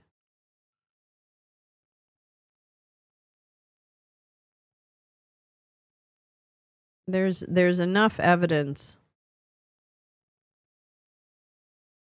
to at least move forward, and there should have been a lot more investigation by the FBI, et cetera, in the beginning. And that's when I think we kind of like, something's not right here. Because it just wasn't like it was in the old days. It was like pulling teeth to get any information about what the actual like background of January 6th and the lead up and all that kind of stuff. And the big lie, just that moment, man, that moment when Kevin and Lindsay said enough, and then they just gave in immediately. They capitulated immediately. Immediately. And it's like you don't even have to imagine people suffering because of their their capitulation. Women are dying, birthing people are dying. Like just start there and then move on to the other communities that are demonized and terrorized by that incoming regime. It's so dumb. What in the world were you thinking, people? What in the world were you thinking? Oh, you were busy clicking the link. Yeah. So, I don't know. It's just really I mean, imagine Jack Smith, imagine anybody. Now it's like, "Oh, but Jack Smith was never a good lawyer." It's like, "Come on now." We want it all the ways. I think there's a lot of blame to be held at the feet of Merrick Garland. I'm sorry. He's the one in charge. The buck rests with him. So, I don't know. Um, yeah. I mean, it's just so stupid. I guess I don't really know, but now okay, so this interesting like push and pull between Elon and Vivek and the rest of the base, and the fact that Elon is actually just a craven capitalist and people didn't realize it. The buck hasn't stopped since W was added at the beginning of here. Yeah. It's Garland's fault. Trump basically got away with these crimes because he didn't make it a priority. At least it appears that way. Butterflies, I agree with you. I agree with you. And Max brings up a good point. What about Garland's best friend and mentor is Kushner's lawyer and the person responsible for getting him White House access that he never should have had before, Jamie Gorelick? Yeah. I mean, it really is. It's rich people protecting other rich people. Damn it. That buck hasn't stopped. I know. There's no buck stoppage. How dumb. How dumb. I don't know. Today I'll have a space at 5 Pacific. Tomorrow morning I'll have a wake and bake, hopefully a little more smooth than today's. Mark Burnett. Mark Burnett. I heard something about Judge and Luigi case has conflicts. Interesting. I'll tell you right now, getting Karen Agnifilio as your lawyer was the smartest thing that ever happened.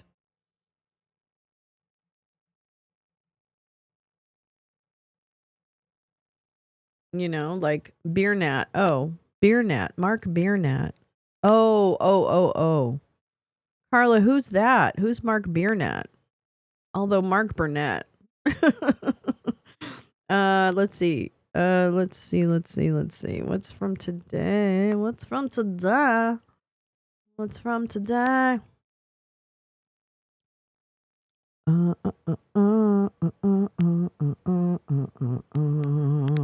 Oh my God. I don't even want to tell you what's actually in the list of news headlines about him. I don't know. I don't see anything about that, about the judge.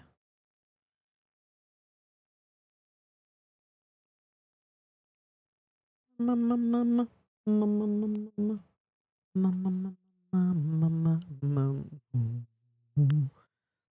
is this Luigi Mangione trial with a hung jury, a real potential threat attorney. That's from December 27th. Possibility of a hung jury in Mangione's murder case is a real potential threat as the Ivy League graduate is accused of shooting United Healthcare CEO, blah, blah, blah.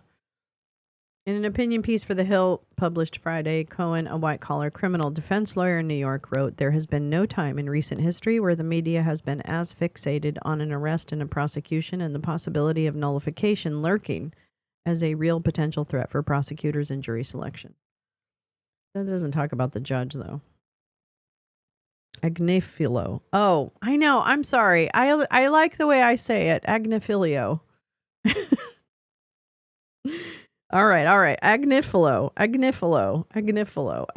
Okay, guys, I have to tell them my decision by noon. I guess I'm going to go for the Honda. Yes! Hey, you know what? Totally. Oh, you didn't hijack anything, Max. I'm so glad you did it. I'm so glad you got some input from people. Like, look at all that great input you got. I think it's perfect. And I don't think it's, I mean, I feel like everything you've told me tells me this is a good option for you right now. And it's at least less money being put out on a good deal. Yeah. Does it leave you, do you feel relieved though, Max? I mean, do you? It's okay to be honest. We've always had the Congressional Sexual Slush Fund. Jim, I'm so sorry you weren't well last week. I am so sorry to hear that, and your whole family. I'm just sending lots of love and healing vibes to you. Just in that I don't have to think about cars anymore. Yeah, that's true. That's one thing. I thought it was cool the way I know. What a great group. Yeah, well, it's a start. Paul Langan, Max, you made the right decision. Do you have the Carfax? Glad we could help. That's right. Glad we could help you do it, and then you can come and blame us when something goes wrong. We'll probably say, "No, don't do it." We told you not to. Ow. Anyway. Oh my goodness gracious. So yeah, really good to see everyone. Now, listen. Okay, listen. This is really important. No jetpack. Fuck. Wait, what was the results? Wait, I got to go see the results of the thing. Hold on. I got to see the results of the big thing here. See the results of the Here we go. Okay, well, you know what? Listen, I'm going to end the poll. Whoops.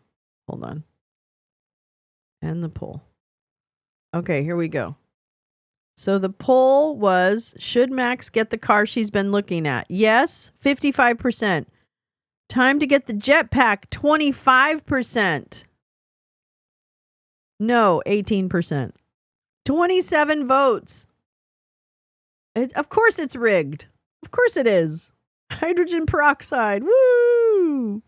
Several of the 1-6 insurrectionists have been invited to the Republican Congress members by Trump's inauguration.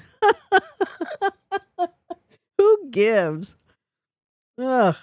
What a gross group of people. I didn't vote, but I say yes. Okay, Tom. Well, now you just made the gap between yes and the jetpack a lot bigger. Thanks, Obama. I love the jetpack idea. I think it's a great idea. It's a mandate.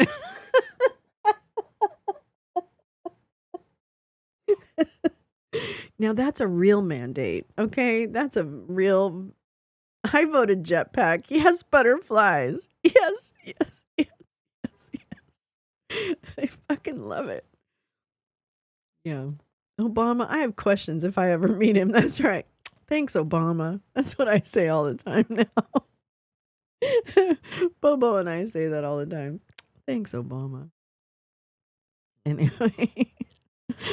All right, my friends. Oh, wait, tomorrow night. Okay, listen, tomorrow night. Let me tell you what I have for you tomorrow night. Okay, first of all, we have a 5-hour show planned tomorrow night. Oops, starting at 7 p.m. Pacific, 10 p.m. And it's going to be, here's what some of the things I'm going to do tomorrow night for my show. Okay, are you ready? Weird new laws taking effect in 2025. Okay. The funniest stories of 2024. Okay. Um predictions. I'm going to survey you guys for your predictions for 2025. So you have an assignment actually. You have an assignment.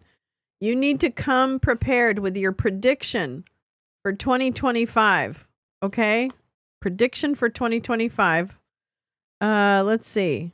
Oh, and then we'll do some New Year's around the globe. And then I've got New Year's trivia too. I've got New Year's trivia. So we're going to have a very special final 2024 spaced out trivia. So it's a jam-packed 5 hours of fun. Oh, Fellatio Blow. I think he's still around. Oh, is he on TYT? I don't know. I'm really happy to see Cenk Uygur get fucking ripped by his own people. I can't stand that motherfucker. A fucking op. Yes, there will be a quiz. Exactly, Carla. Yeah, absolutely. Come with your prediction. Oh, you can say whatever you want though, Tom, too. Yeah, coming to California. Never heard of forgettable. Oh, forget a blow. Anyway, I hear the doggy barking, so I'm going to go. But tonight I have a space at 5. Tomorrow morning, Wake and Bake is back, baby. Sure, you can bring your New Year's resolutions. I think that's a great idea.